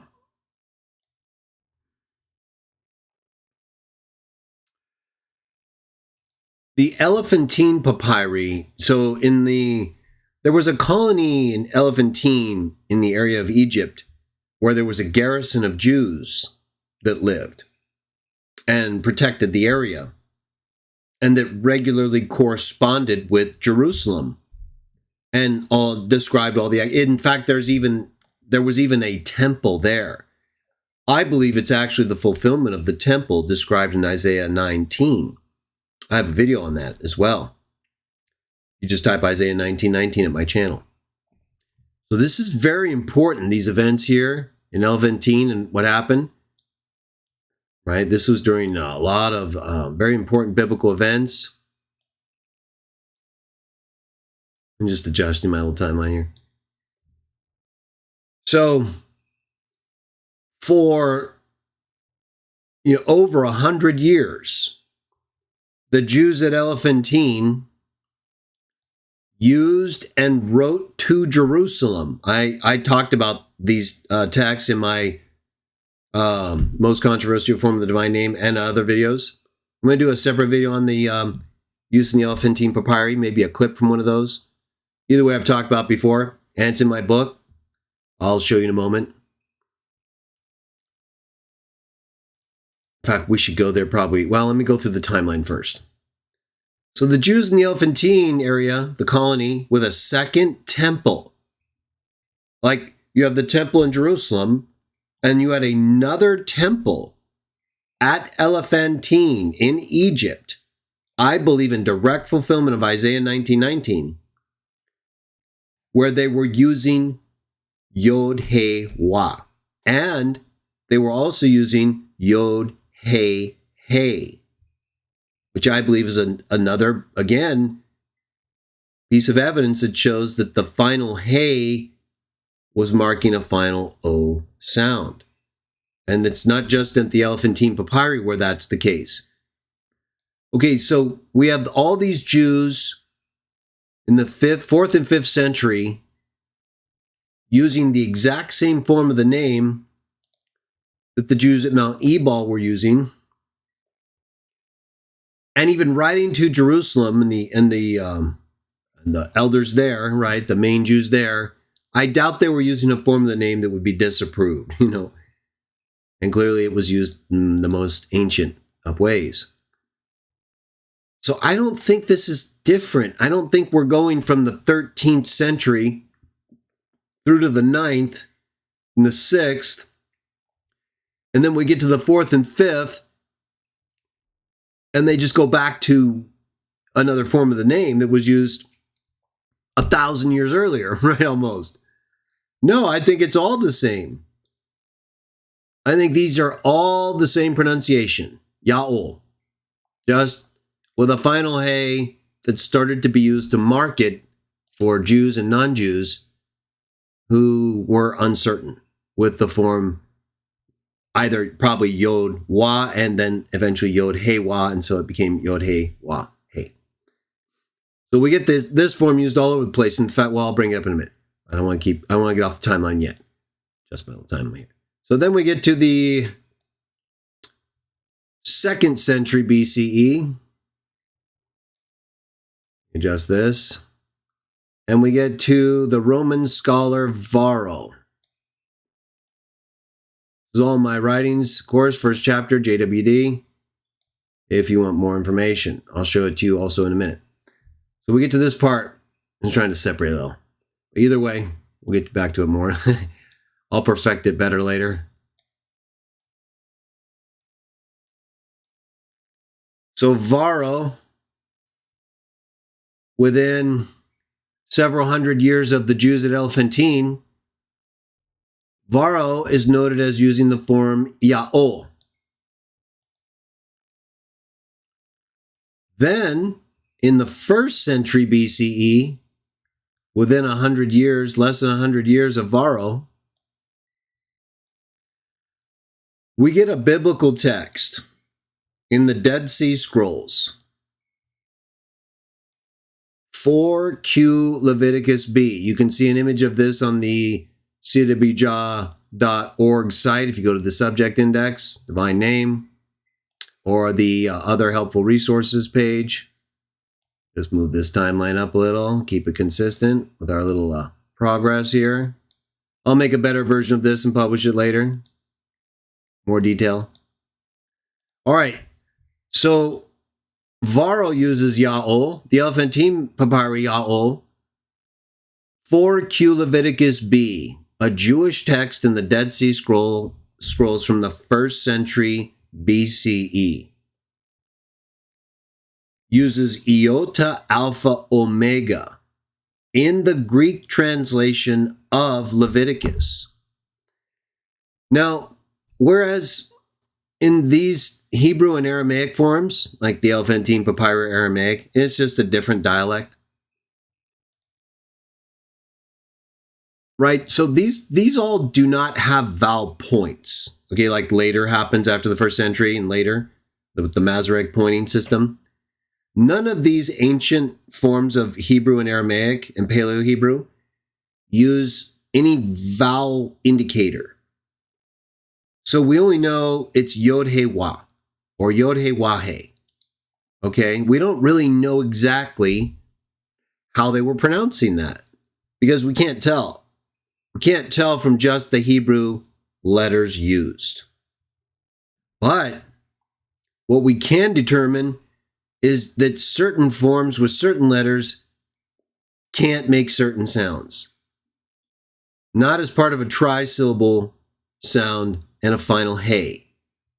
There's no way I can see you can get that here, ah, as part of the oldest form of the divine name. Okay? But you could get it from this form or this form or this form. So the question becomes, did Yahweh or Yahu become Yah or Yahuwah with that addition of the final hey? I don't think so. And I think the continued use of this form and other forms in the Elephantine Papyri that I'll show you in a minute, I've shown before with 2 heys, not just Yod-He-Wah, but Yod-He-Hey, provides an evidence for the use of a final hey as an O sound, like we know is true in Moabite. Okay, so we can come up with an explanation for where this hey came from and why it's being used, namely, again, to make more clear what's not as clear from a 3-letter form, and then as it became used to indicate a clear pronunciation, we see its continued use. Again, unless someone's going to say that it changed the pronunciation and it went from Yahweh or Yahu to Yahu or Yahuwah, and then back to Yahu, Yahu. I'm going to say Yahu because, again, there's no early form of Yahu that's equal to these. Varro, 4Q Leviticus B, Diodorus. Right, so we have Varro, 1st century, 2nd century BCE. We have 4Q Leviticus B, one of our best Dead Sea Scroll Greek translation of the Old Testament witnesses. Uses Yaol as a transliteration. Like, it's a phonetic representation, you understand? So when someone says, well, what Hebrew results in Yaol from Yod-He-Wah-He, well, I not only can show you the progression I've already shown you, but the Hebrew used by these Jews, okay? The Hebrew used by these Jews in the Dead Sea area that I guarantee you knew Hebrew much better than anyone today, probably. Yeah, their Hebrew allowed them to translate Yah, Yod He Wah He, or Yod He Wah, depending on what was in their text, into Iota Alpha Omega, Yah-O.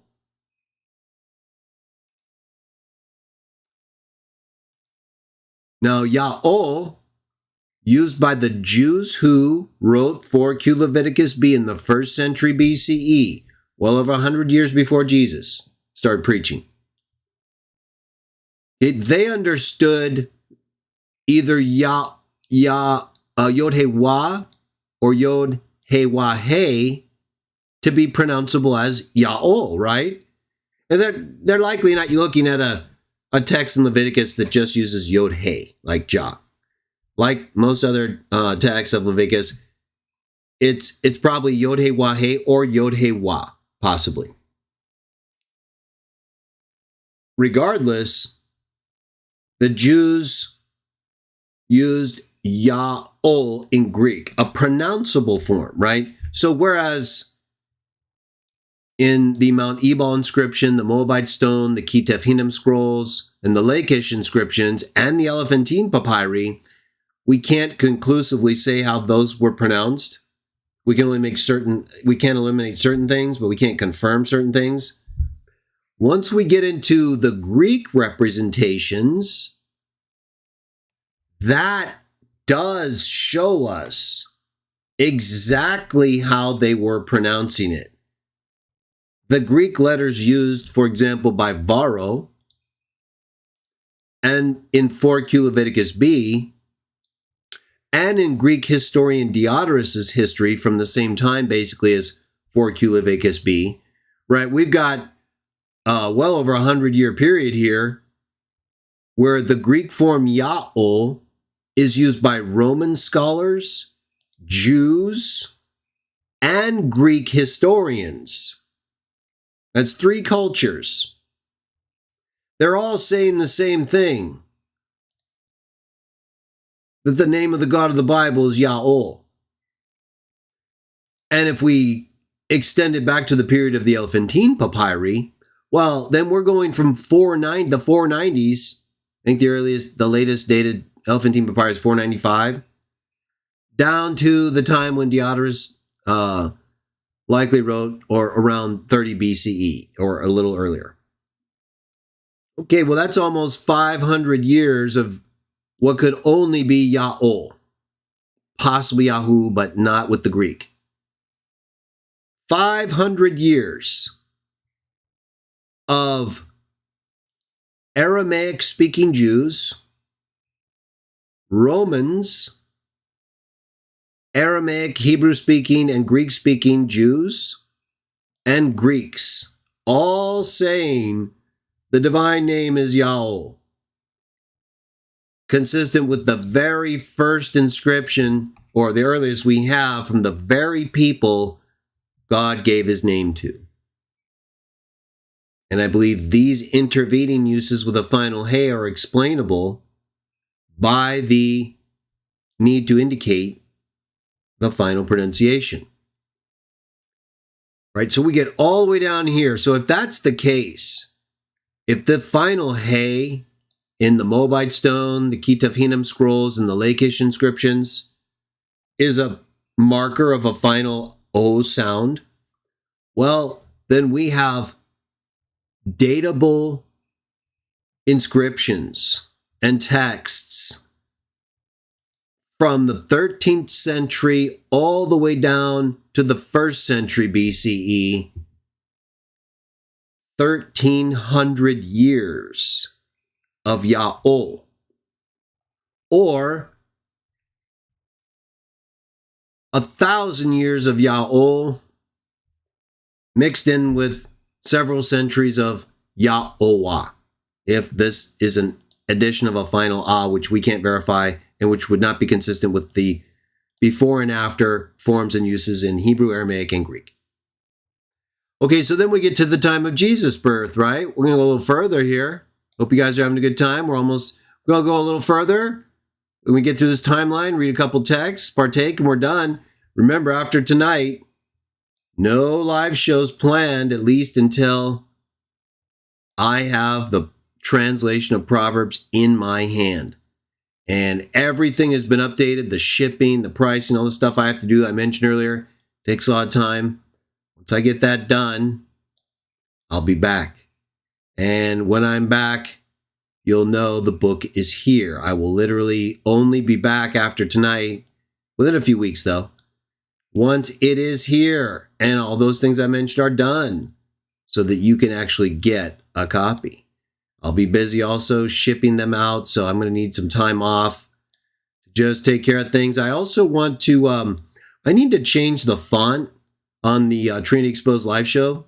I need to make it easier to read. It's not that legible. And also I need to put the timestamps for the different contents. So I got a lot to do, right? So we're going to take a break off of shows for a while, but we'll have the translation, a lot of stuff. I'll still be posting, tweeting, doing blog articles. I got to get my Apologetics blog. A lot of stuff coming up. So, but once I'm got the book, Sola Veritas #5 on the Trinity, all that stuff, and you can order your copy or I'll send it to you. Let's finish the timeline. All right, so we got all this time, all this Yahweh, possibly Yahuwah.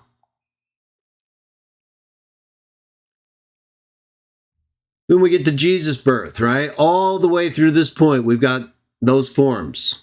Yod-Heh-Wah, Yod-Heh-Wah-Heh. We also have Yod-Wah, as I said, but I'm not going to get into the Yahweh beyond what I've already said. It's a little more complicated. This is meant to just be a simple analysis of data we have for the divine names pronunciation. So you see what I'm seeing, why I'm using the form I'm using, and then you understand how Sola Veritas applies to pronunciation of the divine name. I already talked a little bit about how it applies to the use of the divine name in the biblical texts, Old and New Testament, mostly in the New Testament. In part 2 was just before minute 14 or minute 15, if you want to watch that. But we're getting a little bit more tonight. So we go to Jesus' birth, right? Now we're at 1st century CE or AD, basically. Okay, well, Justin Martyr in the mid-2nd century, he's arguing with the heathen, and he refers to Diodorus, their famous Greek historian, right? This is like a major guy here. These are major figures and references. This is not like vague, bleak things that have no value. No, this is all very significant stuff. Even more, as you'll see if you read my book. But stick with this. So, just over 100 years after Jesus died, Justin Martyr quotes Diodorus and his use of Yahweh for the name of the God of Moses. Diodorus is explicitly saying how he heard the Jews pronouncing God's name. He traveled all around. So, and it's exactly what we see in the very same century of BC in 4Q Leviticus B, and what we saw earlier in Varro, right? So this is all agreeing. These sources are all consistent with each other. They're not diverging at all. So then we get 100 years past Jesus' birth, we get Justin Martyr, who didn't believe God actually had a name because of his Middle Platonism. We're going to talk about him more later. But he quotes Diodorus to prove to the heathen that their respected historian agrees with him on other points. And in doing so, he quotes Diodorus where he says, he's talking about the importance of Moses, the figure of Moses, because Diodorus refers to Moses in specifying the name of his God. Diodorus quotes him. But he also shows that even then, they were still even Justin Martyr, and the Greeks he's arguing against, they knew that the Jews pronounced the divine name as Yahweh. He doesn't dispute that at all. He uses it as part of his argument that their famous historians spoke about Moses. And then, about 50 years after Justin Martyr wrote that, Tertullian uses Yahweh and relates it to the name that people find from the scriptures. This is all in my writings, JWD, chapter 1. About 30 years after Tertullian wrote that, Origen, in his commentary on John, uses Yahweh. Now, I'm not citing all uses. I could cite other references, like from Clement of Alexandria, where he uses Ya'ol and Yah. That might be actually another a reference from origin. I have to check it. We'll do it in a minute. But there's the question of whether it's Ya'ol or Ya'o-Yah, like a combination of Ya'ol and Yah. So I'm just using very solid, clear uses of this name. I like an abbreviated timeline. It would be much bigger if I added all the references from all the sources that I give, the onomasticon and other sources in my book. I don't need to establish my point here, right? So we go to the mid-3rd century. Origen uses Ya'ol. We get to the 4th century, and probably the greatest scholar of the church, Dragon Church, but still, right?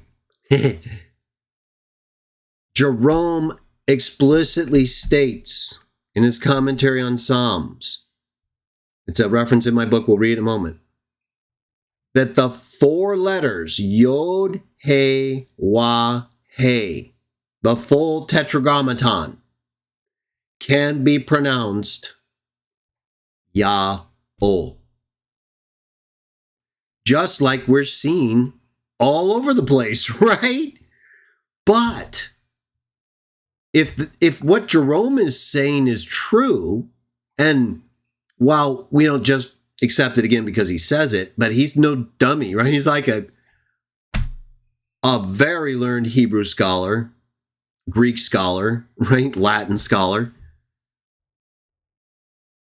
Why would Jerome, who knew Hebrew very well, right, learned it in Palestine, learned Syriac, learned Arabic, why would he say that the tetragrammaton, Yod, He, Wah, He, can be pronounced Ya'ol if it clearly violated some Hebrew pronunciation rule, right? Which we can clearly see from the other evidence it doesn't. But we not only have the Jews of 4Q Leviticus B and their Hebrew Aramaic allowing them to transliterate the divine name as Ya'ol, but we have Jerome in the 4th century and his Hebrew, Syriac, Aramaic, Greek language, linguistic capacity saying, yeah, the 4 letters of the tetragrammaton, that's actually Ya'ol. Which, if that's true, that means all 4 of these become the same thing as this and all of these. And more. You see? The only question we really had at any point is, does this change it? Right? Does this make it Ya'ol, Ya'ol-Wah? Well, maybe, but the bulk of the evidence before and after say no, and Jerome explicitly tells us, in addition to 4Q Leviticus B, but we don't know what they were looking at, right? We don't know what the authors of the Jews of 4Q Leviticus B were looking at when they were translated into Greek. So it could have been Yod, He, Wah for all we know. Probably not based on the other Dead Sea Scrolls, but maybe. But Jerome explicitly says, Yod, He, Wah, He can be pronounced Ya'ol. So this understanding of the divine name as Ya'ol is datable at least from the 13th century to the 4th century, and even beyond that, right, with Codex Q, which I think takes us to the 6th century, 6th or 9th century, right? So 1,700 years if we just stick with this timeline. From the Mount Ebal inscription to Jerome.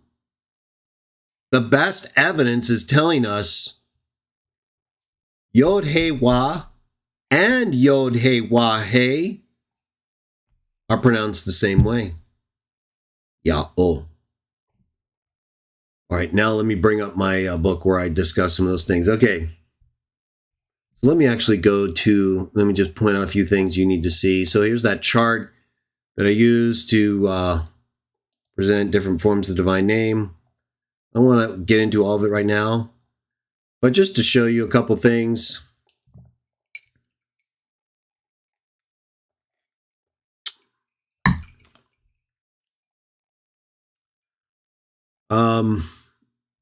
Right, so down in the notes, make this a little big, this part a little bigger here.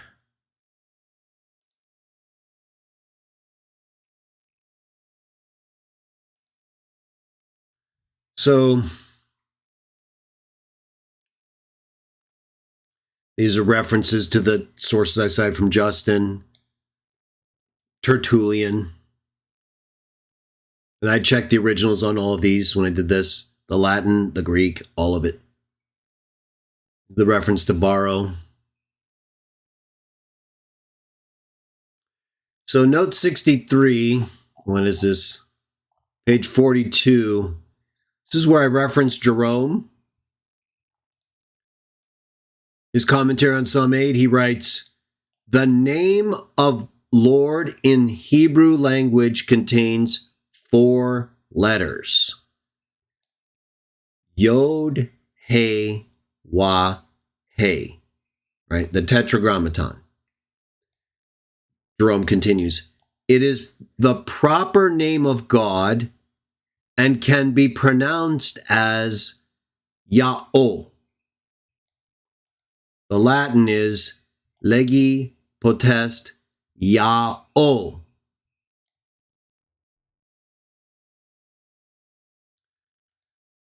So there is a strong tradition of the use of the 3-letter and 4-letter forms of the divine name. Here's why I get into the Onomasticons use of Yahweh. Of the divine name being pronounced as Yahweh. Here's the Origin reference. Yeah, here's the other reference from Origin. I said Clement of Alexandria, it's actually Origin, contra Celsius. He uses, it's a question whether it's Yahweh or Yah. Either way, if you want more information,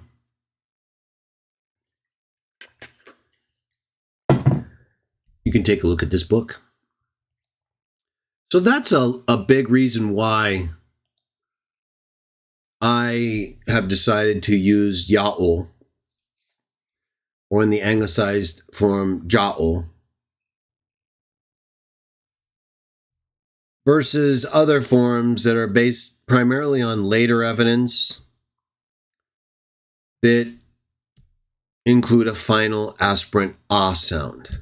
Yahovah, Yehovah, Yahuwah. I don't see the evidence for that pronunciation from our earliest evidence from the 13th century through to the early church's best scholar in the 4th century, telling us that the Hebrew can be pronounced exactly as we see they were likely pronouncing the divine name under Moses as they went into the promised land under Joshua, Yahweh. I will have more to say on that, specifically in response to Dr. Nehemiah Gordon next year, and I will be getting the divine name more after I get the Proverbs translation done. So let's go to Bible Hub as we wrap this up. A couple texts to emphasize the importance of using the divine name. See part 2, just before minute 15, where I talk about the use of the divine name in the Old and New Testament based on the available evidence. I talk a lot about that in the book I just showed you, Jehovah's Witnesses Defended, Chapter 1, any of the editions. And it all, again, goes back to Sola Veritas, the best available evidence, which I believe shows conclusively that not only is the divine name likely pronounced Yahweh, or in the shortest form Yah, Yah too, but the 3-letter and 4-letter forms, I believe, are pronounced Yahweh. And the best available evidence shows that the New Testament writers and Jesus himself would have quoted from a divine name containing text in the Old Testament, whether in Hebrew, Aramaic, or Greek, just like we saw in 4Q Leviticus B, translation of the Old Testament, 1st century BCE. There's no textual evidence that shows they would have quoted from a text that didn't contain a form of the divine name when they were teaching or writing letters or documents. in the first century or earlier. So the texts we have of the New Testament, which would support a use of the divine name, are dated 100 years or later than the time when those documents would have been written. And during that exact same time, the transition from the first to the second and following centuries, we see a change not just with the New Testament and the divine name. The Old Testament, Greek translation of the divine name, changes as well, right at this same period of time, during which heavy persecution ensued after the dragon was thrown down, persecuted the seed of the woman, from the first through to the early 4th century, when the dragon church was formed. And by that time, the texts available, the few that there were, and weren't in hiding by the real Christians, had replaced the divine name with an abbreviation that we can't historically link to anything in the New Testament or the Christians in the first century, but that is linkable to a change in the use of the divine name in the Old Testament during a time of persecution by the dragon. So there's a lot going on there. We can't conclusively say if the divine name is used in the New Testament apart from Revelation 19, which we'll read in a moment. But the fact is, we can't say it wasn't used either because we don't have the original text. It's not an argument from silence because we have the arguments I just said. Before and after testimony about the use of the divine name in the scriptures, and all the quotable texts available to Jesus and the New Testament Christians had the divine name in the first century. So that combined with the evidence we have that the Septuagint, which also contained the divine name in the first century and earlier, was changed afterwards, provides a basis for concluding that the same change was made to the New Testament, but not by the writers of the New Testament, who don't say anything about this kind of change. So we still look at the evidence. We just don't have all the evidence, and neither do the people who say we shouldn't use the divine name. So we're all looking at evidence that's available, none of which is conclusive on what the actual writers of the New Testament or Jesus said or used.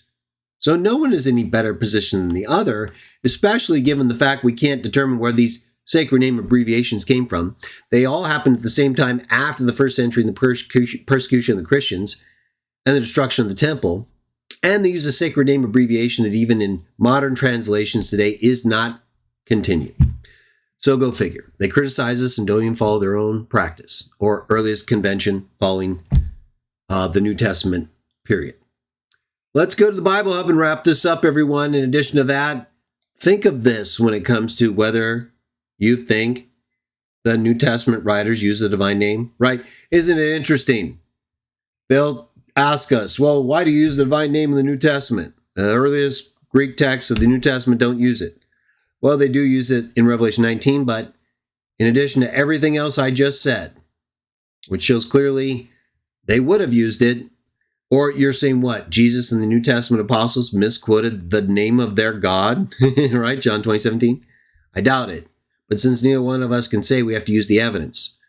Well, do you think it would really matter to these people who argue this way if we had a New Testament text that used the divine name right there? You may think it would, but ask yourself this. How many of those same people are using Bible translations today and advocate using Bible translations today and only Bible translations today that use the divine name where we know it is? In the Old Testament. Exactly. Isn't it interesting? They'll criticize us for using it where we don't have the actual text that would show it is there or was there for the reasons I mentioned. But the texts that we have that show it is there, and not just was there, they don't even follow those. So I doubt they would actually be persuaded by the very evidence they demand. Revelation 3. You tell me, does it sound like the name of God was important to these people? Right? We already know, right? We already know the text where Jesus says, I've made your name known, right? Very prayer, Matthew 6, our Father in heaven, let your name be sanctified, right? These are all well-known texts to us. Let me just share a couple more.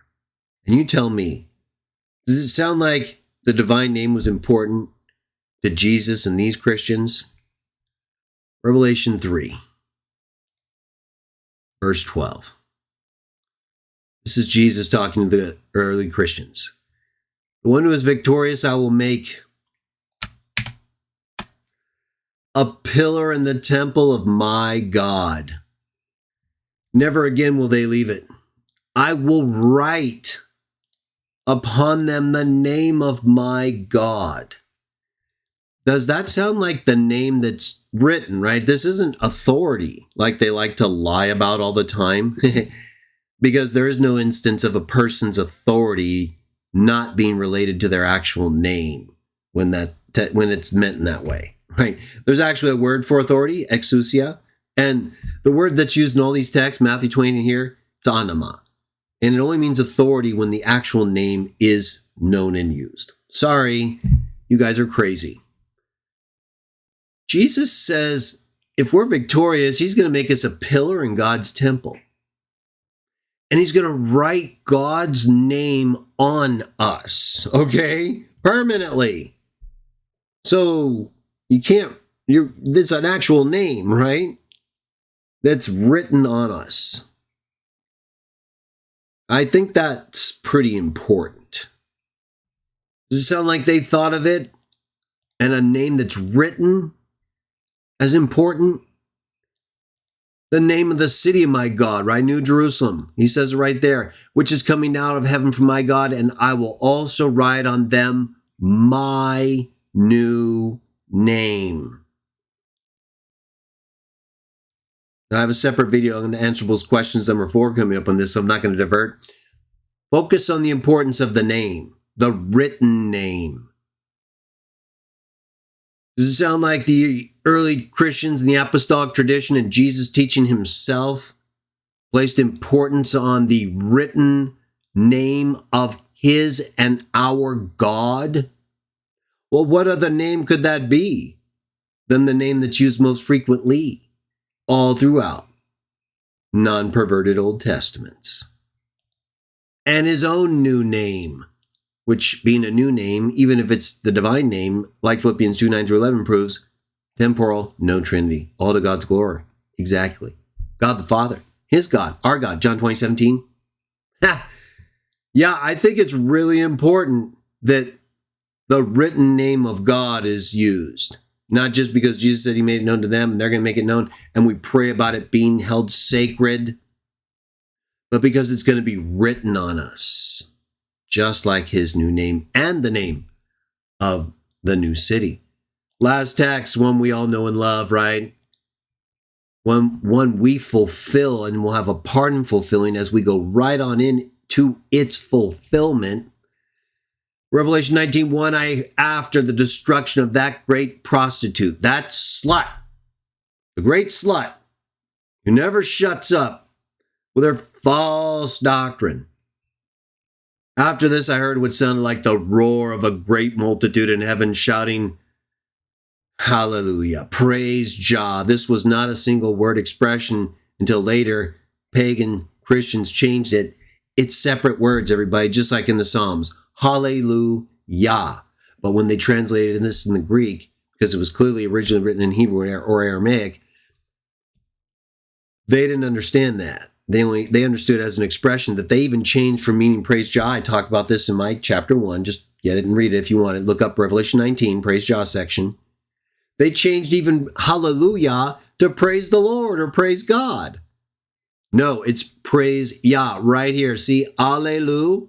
It's a transliteration of a Hebrew word, praise you. And then there's the divine name, Yah. Praise you, Yah. What did it say at the end? Salvation and glory and power belong to our God. What did Jesus say he was going to write on us? The name of whose God? His God. What did it just say is the name of our God? Jah. Read it again. Salvation and glory and honor belong to our God. Hallelujah. I will write upon him the name of my God, our God. Oh, sorry. Yeah. Verse 2. For true and just are his judgments. He has condemned the great prostitute who corrupted the earth by her adulteries. He has avenged on her the blood of his servants. And again they shouted, Hallelujah, praise Jah. The smoke from her goes up forever and ever. Sam's favorite Bible, total blasphemy. Praise the Lord. No, praise Jah, you perverts. 24 elders and the 4 living creatures fell down and worshiped God. Seated on the throne, they cried, Amen. Praise Jah. Then a voice came from the throne saying, Praise our God, all his servants. I will write upon him the name of my God. Praise our God, you who fear him, both small and great. What's the name of that God? Jesus God, whose name is going to be written on us. I heard what sounded like a great multitude, like the roar of rushing waters, like the loud pearls of thunder, shouting, Praise Jah. For our Lord God Almighty reigns. I will write upon him the name of my God, who's Lord Almighty God, Jah. My God and your God, my Father and your Father, Jah. Jah-O. If you want to say Jehovah, Yahweh, hey, that's fine. I go based on the best available evidence, Sola Veritas.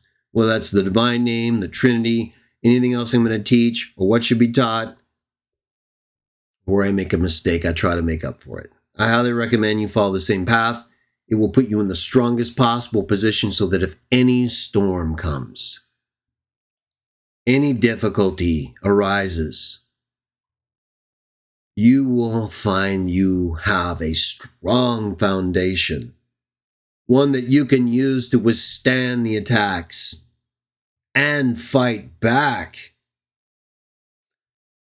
rather than being destroyed. Blown down because you built yourself on sand. You don't need to do that. It's a little bit more difficult. It's a little bit more challenging. But in the end, what's more challenging? Learning something that's harder to do, but ultimately better for you, or waiting until destruction comes? Choose Solus Veritas, everyone. Don't follow these pagans and perverts who just want to take advantage of you, want you to listen to them so they can tell you what to do. Yeah, if you want to listen to other people, fine. Verify.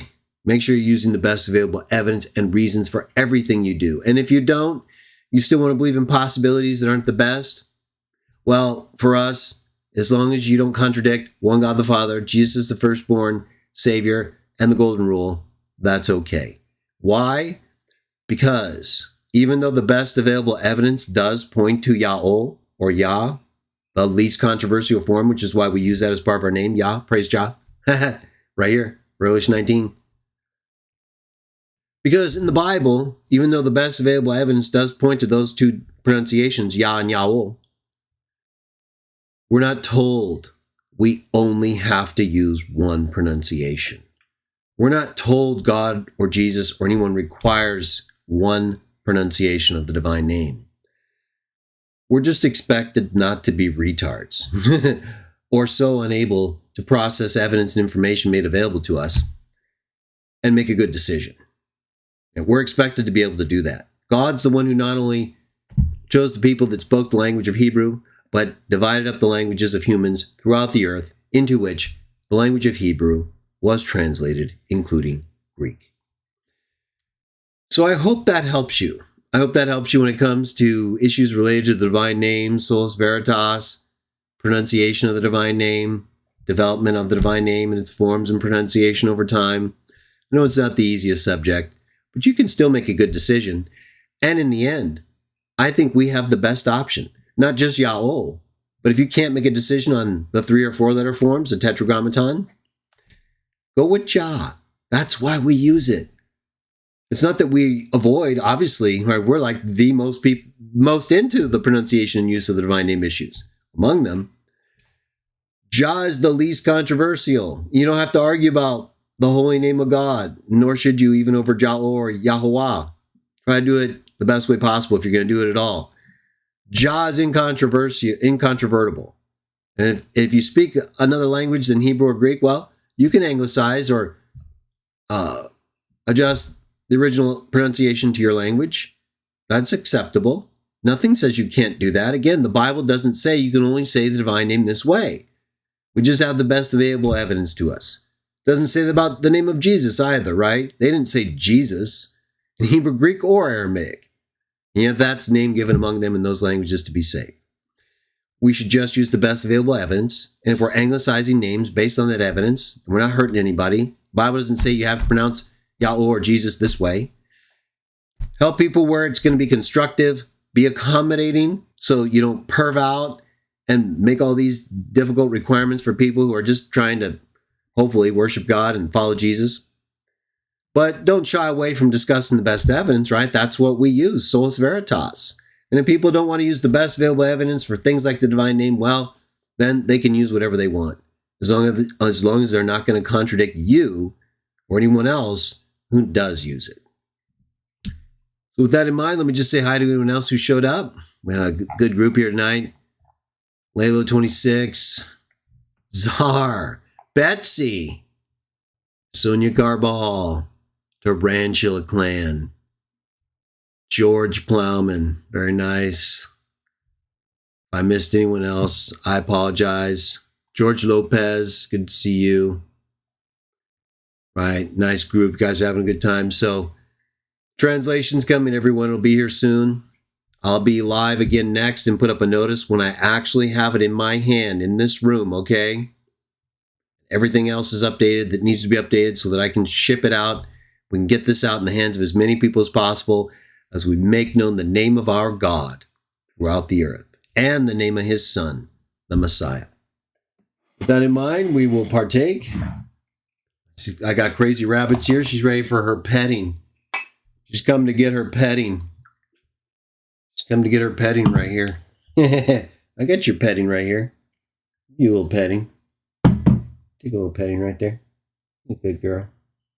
Dada's got to be around here too. A lot going on. I'm going to do a lot of different things too. So I'll be back within a couple of weeks when I have the book. Let's thank God the Father for everything he has done, including and most importantly, sending his firstborn Son to give his life for us and to show us how to live, that we might have life by means of him.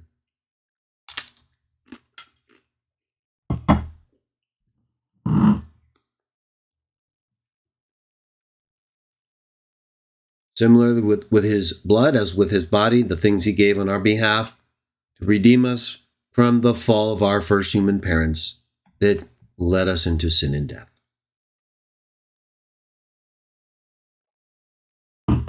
We thank the Father and the Son for freeing us from that condition, for giving us an opportunity to worship them both the proper way, not in Trinity, but as a Father and a Son, separate spirits, God to everyone, my God and your God, doing the one God's will.